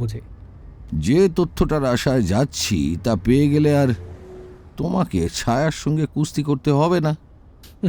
সুকুমার রায়ের পদ্য, ছায়ার সঙ্গে কুস্তি করে গাত্রে হলো ব্যথা। ব্যথা তা টের পাচ্ছি বটে। চৌরঙ্গীর মোড়ে জ্যাম ছিল। ভবানীপুর থানায় পৌঁছতে প্রায় 4টে বেজে গেল। আমাকে অপেক্ষা করতে বলে কর্নেল থানায় ঢুকে গেলেন। 5 মিনিটের মধ্যে তিনি উজ্জ্বল মুখে ফিরে এসে বললেন, গতরাতে ভাগ্যিস অরিজিৎকে বলে রেখেছিলাম, স্বয়ং ডিসিডিডির নির্দেশ 3 বছর আগের ফাইল মালখানা থেকে খুঁজে বের করা অত সহজ নয়। তাহলে এবার ছায়াটা তো কায়া হয়ে গেল। কর্নেল সিটে হেলান দিয়ে বসে চুরুট ধরালেন। হ্যাঁ, এখন একটু যাকে বলে অস্পষ্টতা আছে। চলো রেসকোর্সের পাশ দিয়ে গঙ্গার ধারে ম্যান অফ ওয়ার জেটির কাছে যাব। কোনো প্রশ্ন করলাম না, কারণ বুঝতে পেরেছিলাম শুক্লার লাশ যেখানে ফেলা হয়েছিল সেই জায়গাটা দেখবেন। কিন্তু এটুকু বুঝলাম না, কেউ দেখিয়ে না দিলে উনি সঠিক জায়গাটা কিভাবে খুঁজে বার করবেন। আর ছুটির দিন নয়, তাই গঙ্গার ধারে ভিড়টা কম। গাড়ি লক করে কর্নেলের সঙ্গে জেটিতে নেমে গেলাম। সামনে একটা মাঝারি যুদ্ধ জাহাজ নোঙর ফেলে ভাসছে। লোকেরা জাহাজটার কাছে এসে দেখছে। শীতের হাওয়াটা এখানে জোরালো। কর্নেল বাইনোকিউলারে পাশের দিকটা দেখছিলেন। হঠাৎ বললেন, চলো এবার ফেরা যাক। পাড়ের কাছে গিয়ে কর্নেল চক্র রেলের লাইনের ধারে হাঁটতে হাঁটতে এক জায়গায় থেমে বললেন, ঝোপগুলোর ভেতর ডেড বডি ফেললে সহজে চোখে পড়বে না। দৈবাত কেউ জৈব কৃত্য করতে ওখানে ঢুকলে তবেই দেখতে পাবে। বাহ, সাইট সিলেকশন খাসা। তবে লক্ষ্যভ্রষ্ট হয়েছিল। আর এক হাত তফাতের ডান দিক থেকে ফেললে কিন্তু ডেড বডি জলে গড়িয়ে পড়ত। ল্যাম্পপোস্ট থেকে আলো সরাসরি এখানে পড়ে না, এই উঁচু আকাশমণি গাছটার জন্য। কর্নেলকে অনুসরণ করে গাড়ির কাছে গেলাম।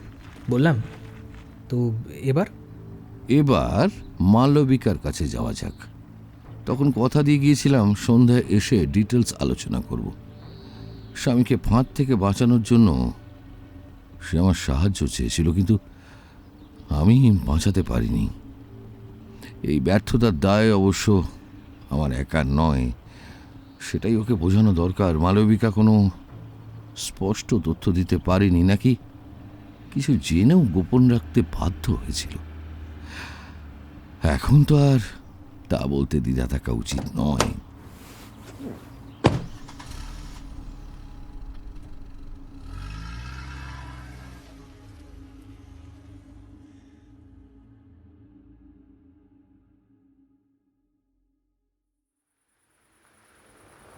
ক্লিফটন রোড এই আসন্ন সন্ধ্যায় আমার পক্ষে চেনা কঠিন হতো।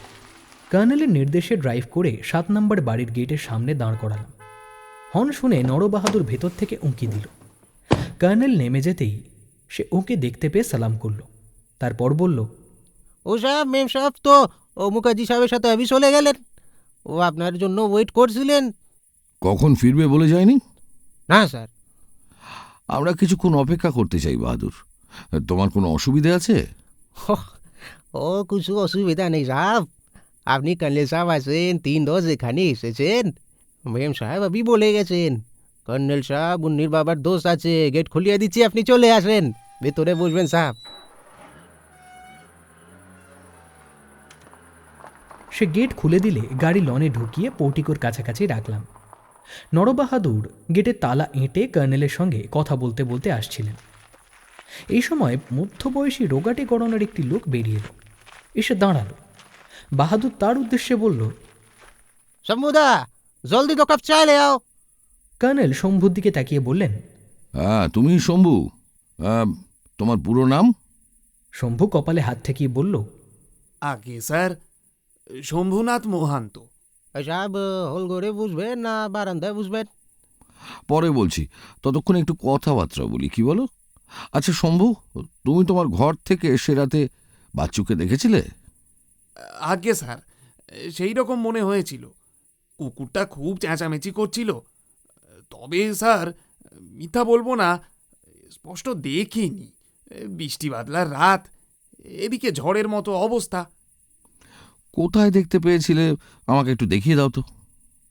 শম্ভু উৎসাহে পা বাড়াল। বাড়ির বাঁ দিকে দক্ষিণে মস্ত ছাতিম গাছটার তলা দেখিয়ে বলল, মনে হচ্ছে এইখানেই রেখেছিলাম, কিন্তু আলো এদিকটায় পড়ে না। দেখছেন তো স্যার? তখন রাত কত? 10টার পরে। আমি আর ড্রাইভার বাবু একসঙ্গে খেয়ে যে যার ঘরে গিয়ে শুয়ে পড়েছিলাম। বাচ্চু আগেই খেয়ে শরীর খারাপ বলে তার ঘরে শুয়ে পড়েছে। তার ঘর হল ঘরের ওধারে। কুকুরটা পাশের করিডোরে চেনে বাঁধা ছিল। আচ্ছা, কুকুরটা তো মারা পড়েছে, কে মারল? বিষ খাইয়ে মেরেছে, তাই না? হ্যাঁ সাহেব, ডক্টর সাহেব তো তাই বলেছেন। কুকুরটা কি ফেলে দেওয়া হয়েছে? না স্যার, মেম সাহেব ফেলে দিবেন কেন? উনি পলিথিনে প্যাক করলেন, আমি ওখানে মাটির নিচে গেড়ে দিলাম। আজ রাজমিস্ত্রিকে ডেকে আনলেন ওই আমাদের ড্রাইভার বাবু, গোল বাঁধিয়েছেন মেম সাহেব। মার্বেল প্লেটের भी অর্ডার দেওয়া হয়েছে। इतना इतना खून निकला साहब, इतना इतना खून। তাহলে গাড়ির সিট তো ধুতে হয়েছে। नहीं साहब, बिल्कुल नहीं। পলিথিনে জড়িয়ে নিয়ে গেল মেম সাহেব আর মুখার্জি সাহেব। ও তো জানোয়ার যখন মুর্দা হলো তখন গাড়ির ডিকিতে ভরে আনলেন, আমি আর ড্রাইভারটা নামিয়ে আনলাম। का बोलूँ सर आपको, इतना इतना खून निकला वहाँ से। तो सकाले ड्राइवरदा डिक्की अच्छे से धुए दिल, कितना खून था साहब, अच्छे से साफ भी হয়নি। ড্রাইভার গিয়েছিল গাড়ি নিয়ে? না স্যার, ও মুখার্জি সাহেব গাড়ি তাড়িয়ে চলে গেছে। বেশ, কখন ফিরলেন? और রাত তখন কিতনা হবে, 11টা? নেই নেই নেই, 12টা হবে স্যার। এ কি বলছো বাহাদুর? মেম সাহেবের গাড়ির হর্ন শুনে আমি তো তোমাকে ঘুম থেকে ওঠালাম, তখন প্রায় 1টা বাজে। কর্নেল বাইনাকুলারে সম্ভবত কুকুরের কবরটা দেখছিলেন। হঠাৎ ঘড়ি দেখে বললেন, না, আজ আমরা বরং চলি। বাদুর, তোমার মেম সাহেবকে বলো কাল সকালে ফোনে কথা বলবো। কইয়ে চলো জয়ন্ত। রাস্তায় পৌঁছে কর্নেল বললেন, তুমি এগিয়ে সেই গলির মুখে গাড়িটা রাখো, ওই যে ওইখানে ডাইনে। আপনি কোথায় যাবেন? এখনই আসছি। মিস্টার মুখার্জির দারোয়ান ফাগুলালকে একটা কথা জিজ্ঞেস করেই টুক করে চলে আসবো। কর্নেলকে নামিয়ে দিয়ে গলিটার দিকে এগিয়ে গেলাম। প্রায় 10 মিনিট পরে কর্নেল ফিরে এসে বললেন, চলো আজকের মতো এই যথেষ্ট, বাড়ি ফিরে কড়া কফি খাওয়া যাক। ফাগুলালের কাছে কি ব্যাপার? ওহ ডার্লিং, এখন কোনো কথা নয়।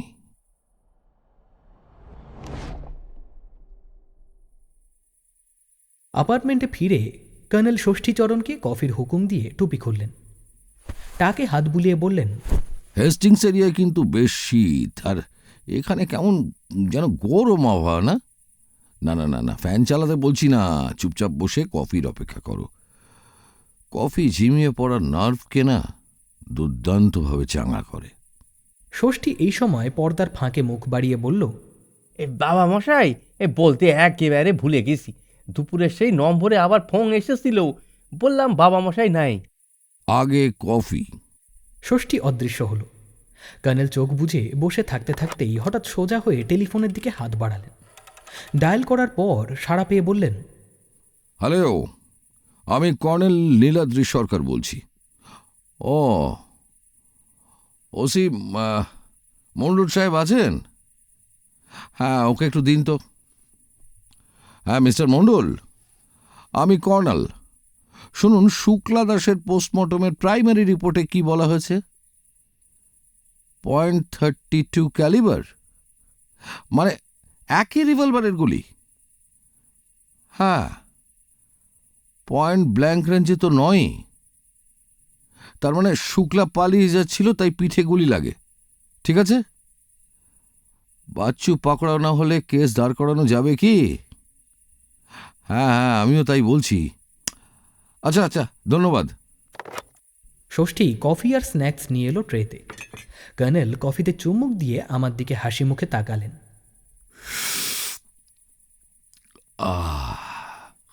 Chair up Jayanta, chair up. কি ব্যাপার, হঠাৎ এত উল্লাসের কারণ? কফি। ষষ্ঠী সত্যি অসাধারণ কফি করে। তা করে, কিন্তু আপনার হাবভাব দেখে মনে হচ্ছে সিনহা সাহেবের হত্যা রহস্যের সমাধান করে ফেলেছেন। না না না না, ওই যে মিস্টার মন্ডলকে টেলিফোনে বলছিলাম না, বাচ্চুকে না পেলে কেস দাঁড় করানো যাবে না। কেন? ওসব কথা এখন থাক, কফি খাও জয়ন্ত, নার্ভ চাঙা করো। বলে কর্নেল কফিতে চুমুক দিলেন। ওর চোখে মুখে উজ্জ্বলতা ঝলমল করছিল। হঠাৎ মনে হলো, আইনজীবী এস.কে মুখার্জির দারোয়ান ফাগুলালের কাছে কি কর্নেল নতুন কোনো গুরুত্বপূর্ণ সূত্র পেয়ে গেছেন? কর্নেল বারবার বলেন, অনেক সময় আমরা জানি না যে আমরা কি জানি। ফাগুলাল কি এমন কোনো কথা ওকে বলেছে যার গুরুত্ব সে নিজেই জানে না? কফি শেষ করে কর্নেল চুরুট ধরালেন, তারপর বললেন, লুনা এসকর্ট সার্ভিসের রথীন্দ্র সান্যাল দুবার টেলিফোন করেছেন। এবার ওকে রিং করা যেতে পারে। আমার ধারণা ওর এজেন্সির সুনামহানির আশঙ্কাতেই উনি আমাকে কাজে লাগাতে চান। কি বুঝলে জয়ন্ত? গোয়েন্দাগিরির প্রস্তাব দিলে আমি কিন্তু কি বলে ফি চাইব। আচ্ছা, কত চাওয়া যায় বলো তো? ওর পরিহাসের মেজাজ লক্ষ্য করে বললাম, কত চাইতে পারেন? 50,000 টাকা। ঠিক বলেছ, ঠিক বলেছ। কর্নেল হাসি মুখে নাম্বারটা ডায়াল করতে থাকলেন, তারপর সাড়া পেয়ে বললেন, হ্যালো, মিস্টার সান্যাল আছেন? আমি কর্নেল নীলাদ্রি সরকার বলছি। বলুন মিস্টার সান্যাল, আপনি দুবার রিং করেছেন শুনলাম। অজন্তা স্টুডিও? বলেন কি? ফটোগুলো আপনি নষ্ট করে দিন। না না, বিপদে পড়বেন কিন্তু। হ্যাঁ, কি নাম ছেলেটির? না না, এটা চেপে যান, কারণ ফটোর মেয়েটির পলিটিক্যাল গার্জেন আছেন। সাংঘাতিক লোক। আপনি কি ট্রেড ইউনিয়ন নেতা সুমন হাজরার নাম শুনেছেন? হ্যাঁ, তাহলে বুঝতেই পারছেন। আর শুনুন, শ্রমিক নামের ছেলেটিকে সতর্ক করে দিন।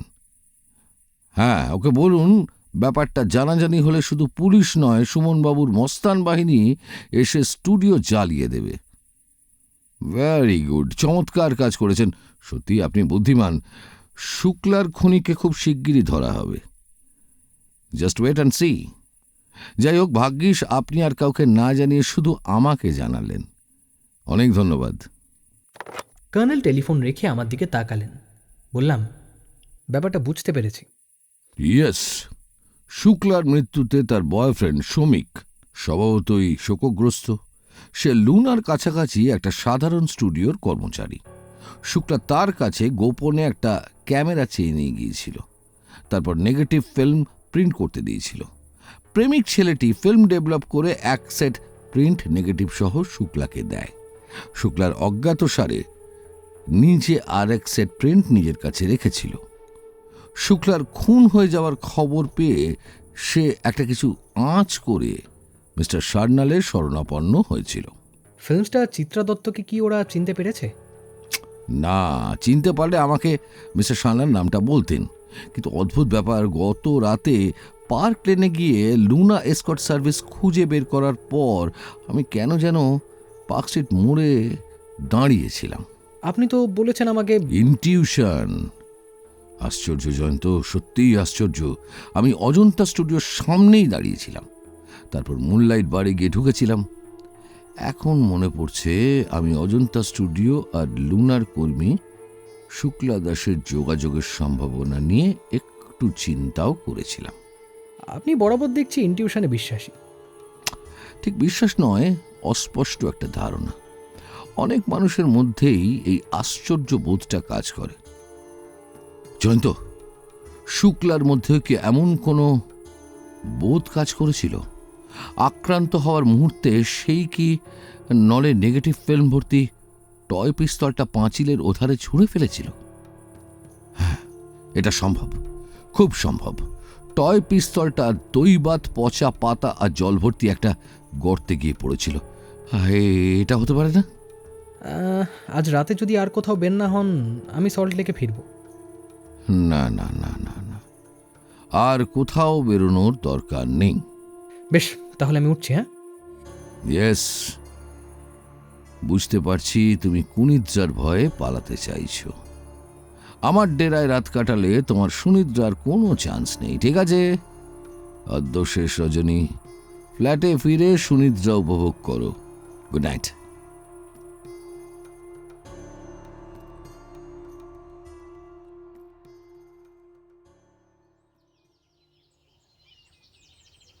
সকালে ঘুম ভাঙার পর হঠাৎ কর্নেলের কথাটা মনে পড়েছিল। অদ্য শেষ রজনী। তাড়াতাড়ি উঠে বাথরুম সেরে চা খাওয়ার পর কর্নেলকে ফোন করলাম। ষষ্ঠীচরণের সাড়া পেলাম। ডাইজা বাবু, বাবা মশাই এখনো নামেননি? ছাদের বাগান থেকে? আগে গিয়ে বলবো নাকি? না, আমি 10টার মধ্যে যাচ্ছি। আর আচ্ছা ষষ্ঠী, তোমার বাবা মশাই গত রাতে আবার বেরিয়েছিলেন নাকি? হ্যাঁ বাবু, খাবার পর এক পুলিশ অফিসার এসেছিলেন, তার সঙ্গে বেরিয়েছিলেন, ফিরলেনও রাত 1টায়। ঠিক আছে, রাখছি। কর্নেলের অদ্য শেষ রজনী কথাটা আবার আমাকে উত্তেজিত করল। ব্রেকফাস্ট করে তখনই বেরিয়ে পড়লাম। 10টার আগেই পৌঁছে গেলাম কর্নেলের অ্যাপার্টমেন্টে। কর্নেল আমাকে দেখে বললেন, কি জয়ন্ত, আশা করি সুনিদ্রা হয়েছে। আপনাকেও। আমি কিন্তু পুলিশের সঙ্গে আপনার নৈশ অভিযানের খবর পেয়ে গেছি। এই দেখো, তোমাকে বেশ ফ্রেশ দেখাচ্ছে। জানি জানি, তুমি ফোন করেছিলে, আমাকে ষষ্ঠী বলেছে। কোথায় বেরিয়েছিলেন? হেস্টিংস থানায় বাচ্চুকে পুলিশ তার গ্রামের বাড়ি থেকে ধরে এনেছে।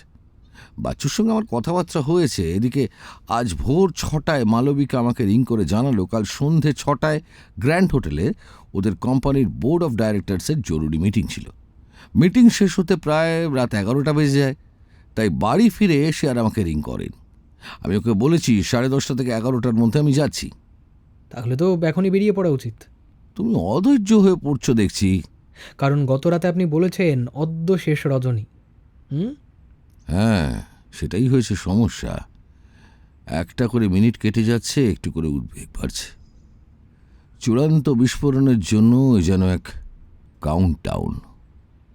আলমারি খুলে সেই ব্রিফ কেসটা নিয়ে এলেন। তারপর সেটা টেবিলে রেখে ইজি চেয়ারে বসলেন। জিজ্ঞেস করলাম, ব্রিফ কেসে তো আজ টাকা নেই, অন্য কিছু আছে তাই না? তোমার অনুমান করা উচিত। নেগেটিভ ফিল্ম প্রিন্টগুলো আর টয় পিস্তল ইত্যাদি, তাই তো? হ্যাঁ, এখন শুধু একটা জরুরি ফোনের প্রতীক্ষা। তা লক্ষ্মী রানীকে গ্রেফতার করার খবর আসবে বুঝি?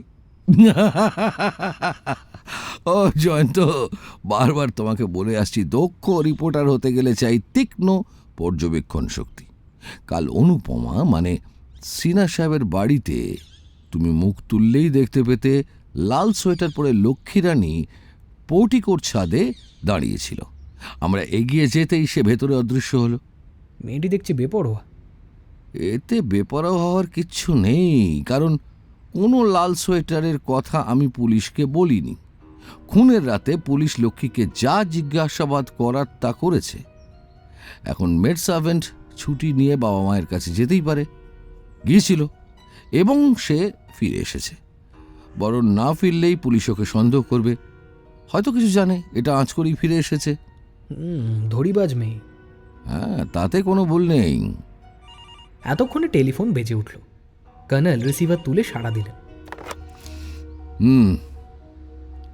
হ্যাঁ হ্যাঁ, আচ্ছা আচ্ছা, হ্যাঁ হ্যাঁ হ্যাঁ হ্যাঁ, ঠিক আছে ঠিক আছে। কার ফোন? লালবাজার ডিটেকটিভ ডিপার্টমেন্টের এসআই মুকুল বিশ্বাস। বেডিন স্ট্রিটে তারকবাবুর বাড়ি গিয়েছিলেন শুক্লার ব্যাংক অ্যাকাউন্টের কাগজপত্র দেখতে। তারকবাবু সহযোগিতা করেছেন। ফেব্রুয়ারির প্রথম সপ্তাহে শুক্লার পাস বইয়ের নগদ 10,000 টাকা, দ্বিতীয় সপ্তাহে 15,000 টাকা জমা পড়েছে। তার মানে ব্ল্যাকমেলিংয়ের যা নিয়ম, স্টেপ বাই স্টেপ টাকার অঙ্ক বাড়াতে থাকা। অগত্যা বাধ্য হয়ে প্রদীপ সিনহা 50,000 টাকা নগদ দিয়ে নেগেটিভ ফিল্ম ফেরত পাওয়ার জন্য রফা করেছিলেন। চলো এবার বেরোনো যাক। ওই ষষ্ঠী, আমরা বেরোচ্ছি রে। নিচে লনে গিয়ে কর্নেল বললেন, কিন্তু শুক্লার কাছে ছবির প্রিন্ট থেকে যেতে পারে এ চিন্তা কেন করেননি প্রদীপ সিনহা? সেই প্রিন্টের জোরে আবার শুক্লা তাকে ব্ল্যাকমেল করে যেত। প্রদীপ সিনহার মতো মানুষ কেন এই কথা চিন্তা করেননি? আপনি কি এ বিষয়ে আমার মত জানতে চাইছেন? ইয়েস, বলে কর্নেল গাড়িতে উঠলেন। স্টার্ট দিয়ে বললাম, কোনো আতঙ্কের কারণ ছিল। আতঙ্ক মানুষকে হঠকারী করে। বলে কর্নেল চুপ করে গেলেন। সারা পথ একেবারে চুপ, ধ্যানস্থ।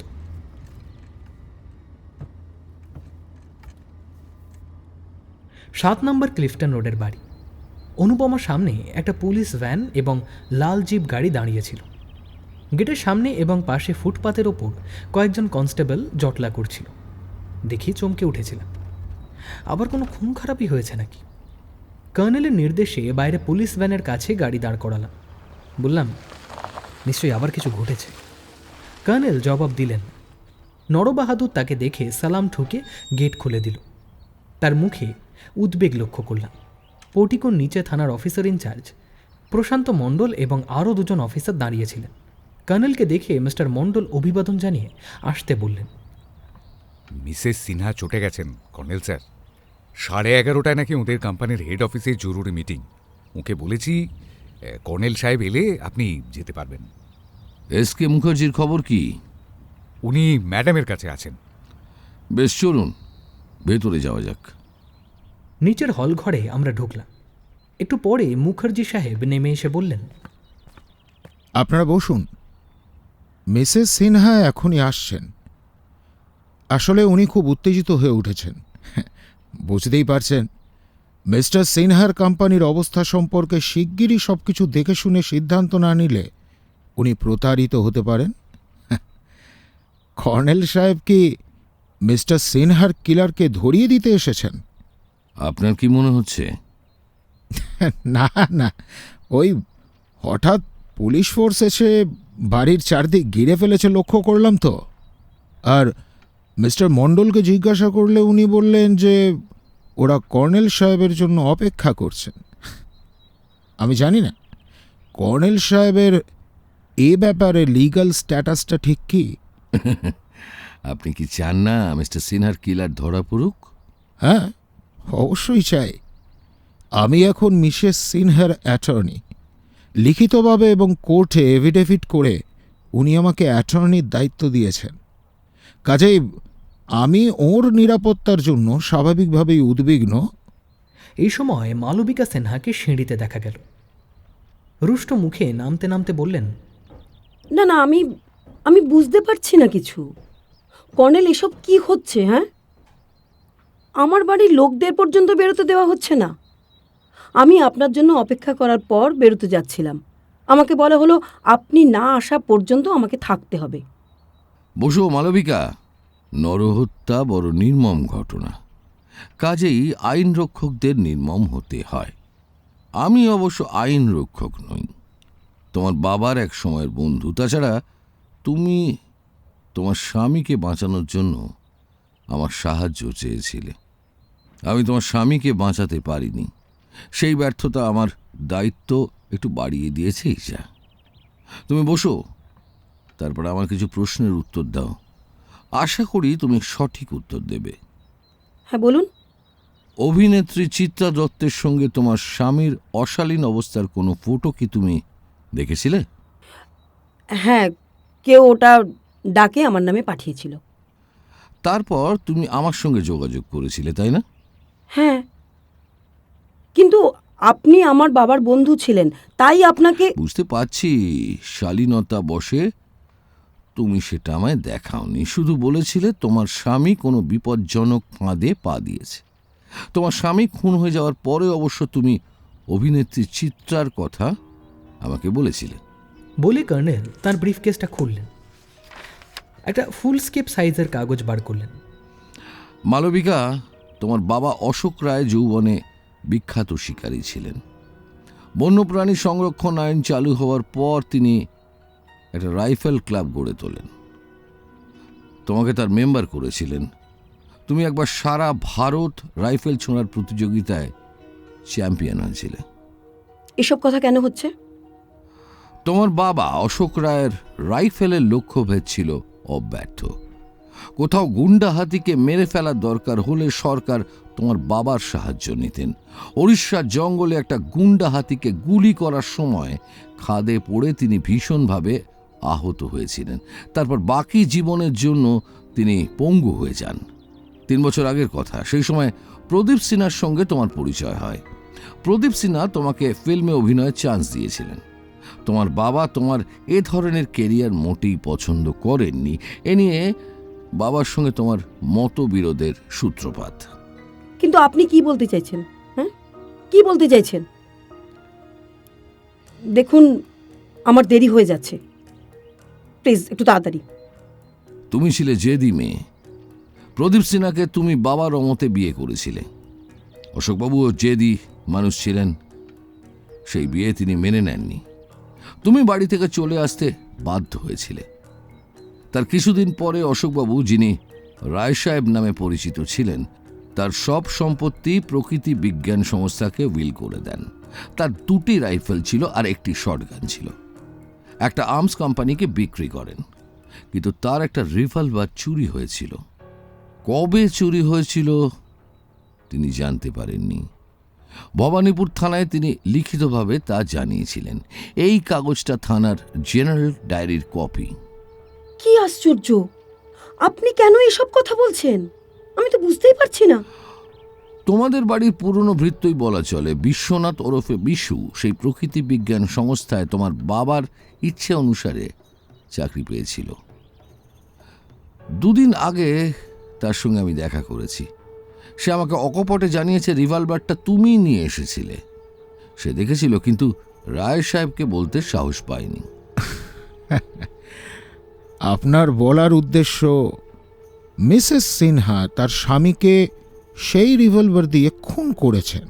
হ্যাঁ, শুধু সিনহা সাহেবকে নয়, চিত্রা দত্তের বডিগার্ড শুক্লাকেও। কারণ শুক্লা মালবিকাকে রিভলভার হাতে দেখতে পেয়েই বেগতিক বুঝে পালাবার চেষ্টা করেছিল। মালবিকা প্রত্যক্ষদর্শী সাক্ষীকে বাঁচিয়ে রাখতে চায়নি। শুক্লার হাতে ফায়ার আর্মস হিসেবে যেটা ছিল সেটা এই টয় পিস্তল। কর্নেল টয় পিস্তলটা বার করে দেখালেন। এর নলে লুকোনো ছিল প্রদীপ সিনহা আর চিত্রা সিনহার অশালীন অবস্থার কয়েকটি ফটোর নেগেটিভ। চরম মুহূর্তে সে এটা পাঁচিলের বাইরে ছুঁড়ে ফেলেছিল। দেখলাম মালবিকা ঠোঁট কামড়ে ধরে নিচের দিকে তাকিয়ে আছেন। মিস্টার মুখার্জি বললেন, আপনি এসব কথা প্রমাণ করতে পারবেন তো কর্নেল সাহেব? আলবাত পারব। অ্যালসেশিয়ান জিমিকে বিষ খাইয়ে মারলে তবেই শুক্লার রক্তাক্ত ডেড বডি সেই সুযোগে নিরাপদে বাইরে নিয়ে যাওয়া যায়। মালবিকার গাড়ির ডিকিতে শুক্লার ডেড বডি লুকোনো ছিল, তাই ডিকিতে প্রচুর রক্তের দাগ ছিল। মরা কুকুরের রক্ত বলে শুক্লার রক্ত বাড়ির লোকেদের দিয়ে ডিকি ধুয়ে ফেলা সহজ হয়ে ওঠে। জোর দিয়ে বলছি, ডিকিতে শুক্লার রক্তের দাগ কারো সন্দেহের উদ্বেগ না করে ধুয়ে ফেলার জন্যই জিমিকে বিষ খাইয়ে মারার দরকার হয়েছিল। প্রমাণ করতে পারবেন না কর্নেল সাহেব? বেহালার ডগ হসপিটালের ডাক্তার PK বাগচিকে জানেন তো? আপনি এবং মালবিকা রাত 10টায় ডগ হসপিটাল থেকে বাড়ি ফিরছিলেন, কিন্তু এ বাড়ির লোকেরাই বলেছে আপনারা গাড়ি নিয়ে ফেরেন প্রায় রাত 1টায়। আমরা বেহালা ডগ হসপিটালে খোঁজ নিয়েছি। আমাদের ফিরতে দেরি হওয়ার কারণ ছিল, কোর্টে তা বলবো। কিন্তু কর্নেল সাহেব যে রিভলভারের কথা বলছেন, সেটাই যদি মার্ডার উইপন হয়। হ্যাঁ, মার্ডার ওয়েপন।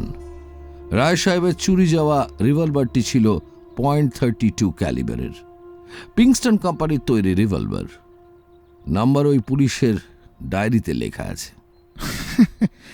বেশ তো, সার্চ করে দেখুন রিভলভারটা পান কিনা। গঙ্গার জলে ছুঁড়ে ফেলে দিলে অবশ্য পাওয়া যাবে না। আলবাত পাওয়া যাবে, কারণ মালবিকা যার সাহায্য নিয়ে শুক্লার লাশ তার গাড়ির ডিকিতে ঢুকিয়েছিল, তার মুখ চিরকালের জন্য বন্ধ করতে আরেকটা গুলি খরচের দরকার ছিল। লোকটা কে জানতে পারি? স্বপন ঘোষ ওরূপে বাচ্চু। বাচ্চু ঘটনার পরের দিন রাতে পেছনের দরজার তালা ভেঙে পালিয়েছিল। তার কারণ, সে আড়ি পেতে শুনেছিল আপনি এবং মালবিকা তাকে খতম করে তার লাশ কিভাবে শুক্লার মতো গঙ্গার ধারে ফেলে দিয়ে আসবেন তার চক্রান্ত করছিলেন। আর হ্যাঁ, বাচ্চুকে মালবিকা 1000 টাকা বকশিস দিয়েছিল অবশ্য। তবে এও ঠিক, বাচ্চু মূলত একজন অ্যান্টি সোশ্যাল। সে মালবিকাকে ব্ল্যাকমেল করার সুযোগও পেয়েছিল, কিন্তু সে ধূর্ততাই পালিয়ে গিয়েছিল। রাধুনী শম্ভু মোহান্ত ঘটনার রাতে বাচ্চুকে সত্যিই দেখতে পেয়েছিল। বাচ্চু আমাদের বলেছে সে ঘুমোয়নি।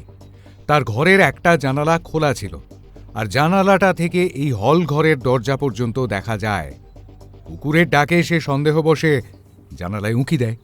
সিনহা সাহেবকে চুপি চুপি বেরিয়ে যেতে দেখে, আর তার একটু পরেই মিসেস সিনহাকে যেতে দেখে সে আরও সন্দিগ্ধ হয়ে উঠেছিল। তার বক্তব্য, সাহেব মেম সাহেব কদিন ধরে তর্কাতর্কি বা ঝগড়াও করছিলেন, তাই সে বেরিয়ে এসে ছাতিম গাছের আড়ালে দাঁড়িয়েছিল। সিনহা সাহেব মালবিকাকে হঠাৎ ঘুরে দেখতে পান, তাই তাঁর মাথার বাঁ দিকে গুলি লাগে। তিনি পড়ে যান। তারপর ওসব স্টেটমেন্ট বাচ্চু। কোর্ট পুলিশের কাছে দেওয়া স্টেটমেন্ট গ্রাহ্য করবে না। পুলিশ অফিসার হিসাবে নিশ্চয়ই আপনার তা জানা আছে। মার্ডার উইপেন যতক্ষণ না আমার ক্লায়েন্টের কাছ থেকে উদ্ধার করতে পারছেন ততক্ষণ এসব নিতান্ত সার্কামস্ট্যান্সিয়াল এভিডেন্স মাত্র, এতে কোনো সুবিধা হবে না। কর্নেল ব্রিফকেসের টয় পিস্তলটা এবং সেই পুলিশ ডায়েরির কপি ঢুকিয়ে উঠে দাঁড়ালেন। প্রশান্ত মণ্ডল উঠে দাঁড়িয়ে বললেন, সার্চ ওয়ারেন্ট আমরা এনেছি। আমরা প্রথমে মিসেস সিনহার ঘর সার্চ করতে চাই। রিভলভারটা কোথায় লুকোনো আছে তা আমি জানি। হ্যাঁ, কোথায় আছে? বিখ্যাত জার্মান কোম্পানি পিঙ্কস্টন, তাদের তৈরি ফায়ার আর্মসের মূল্য মালবিকা বোঝে। তাছাড়া বাচ্চুর জন্য ওটা দরকার ছিল, তাই নিরাপদ জায়গায় অস্ত্রটা লুকিয়ে রাখতে হয়েছে। এমন একটা জায়গায় যেখানে কেউ কল্পনাও করতে পারবে না একটা ফায়ার আর্মস আছে। তার আগে আমাকে রায় সাহেবের মতনই নির্মম হতে হচ্ছে। একটা নরহত্যা নির্বিবাদে যাতে করা যায় এবং কোনো সন্দেহ না জাগে, তার জন্য মালবিকা আমার সাহায্য চাইতে গিয়েছিল, অর্থাৎ আমাকে এক্সপ্লয়েট করে একটা ব্যাকগ্রাউন্ড তৈরি করতে চেয়েছিল। এটা আমার পক্ষে অত্যন্ত অপমানজনক। কাজেই মালবিকা আর তার সহচর শচীন কুমার মুখার্জিকে আমি দুটো খুনের দায়ে গ্রেপ্তার করার অনুরোধ জানাচ্ছি মিস্টার মণ্ডল। মুখার্জি সাহেব এবং মালবিকার দুপাশে দুজন পুলিশ অফিসার গিয়ে দাঁড়ালেন। কর্নেল বেরিয়ে গিয়ে বললেন, মিস্টার মণ্ডল, বাগানের কোণে কুকুরের কবরটা খুঁড়লেই মার্ডার ওয়েপনটা পেয়ে যাবেন। এখনই কবরটা খুঁড়ে ওটাকে উদ্ধার করার ব্যবস্থা করুন।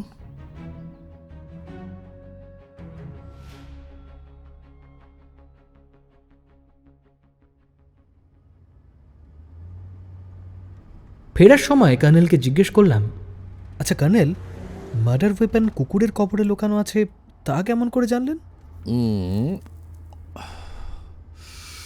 কাল সন্ধ্যের আগে বাইনাকুরালে দেখেছিলাম, জানো, কুকুরের কবরে মার্বেলের ফলক বসানোর জায়গাটা ফাঁকা রাখা হয়েছে। তার মানে প্রয়োজনে রিভলভারটা তুলে নিতে হলে ফলকটা সরানোই যথেষ্ট। পলিথিনে মোড়া কুকুরের মরা, কাজেই যখন খুশি অস্ত্রটা তুলে নেওয়া যেত। তবে ব্যাপারটা সেফ অঙ্ক, জয়ন্ত, বুঝলে, আগাগোড়া একটা ভগ্নাংশের অঙ্ক। তবে দৃশ্যটা একটু কল্পনা করো। হ্যাঁ, কবরের অন্ধকারে একটি মৃত্যুর পাশে আর একটি মৃত্যুর বীজ, যেন পিঙ্কস্টন রিভলভার।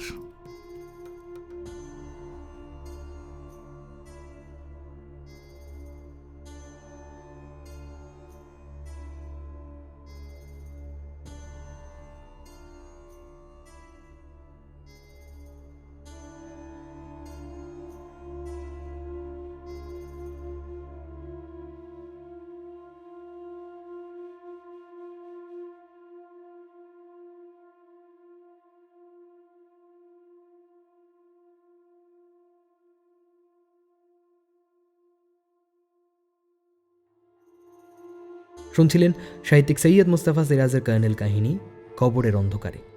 আজকের গল্প পাঠে ছিলাম আমি সন্তু। কর্নেলের ভূমিকায় রাজীব চ্যাটার্জি। অন্যান্য চরিত্রে যারা অভিনয় করেছেন তাদের ডিটেলস দেওয়া থাকবে ডেসক্রিপশন বক্সে, চেক আউট করতে ভুলবেন না। শব্দ সংযোজন এবং আবহে the studio, poster design Rounak. গল্পের বেতান নাট্যরূপ দিয়েছে দিশানি। কর্নেল থিম মিউজিক অনুজ। তাহলে আজকের জন্য এটুকুই। ফিরছি আসছে শুক্রবার আরও একটি নতুন টান টান থ্রিলার গল্পের সঙ্গে। ততক্ষণ সঙ্গে থাকুন, শুনতে থাকুন আমাদের চ্যানেল রাজদেবী 2.0।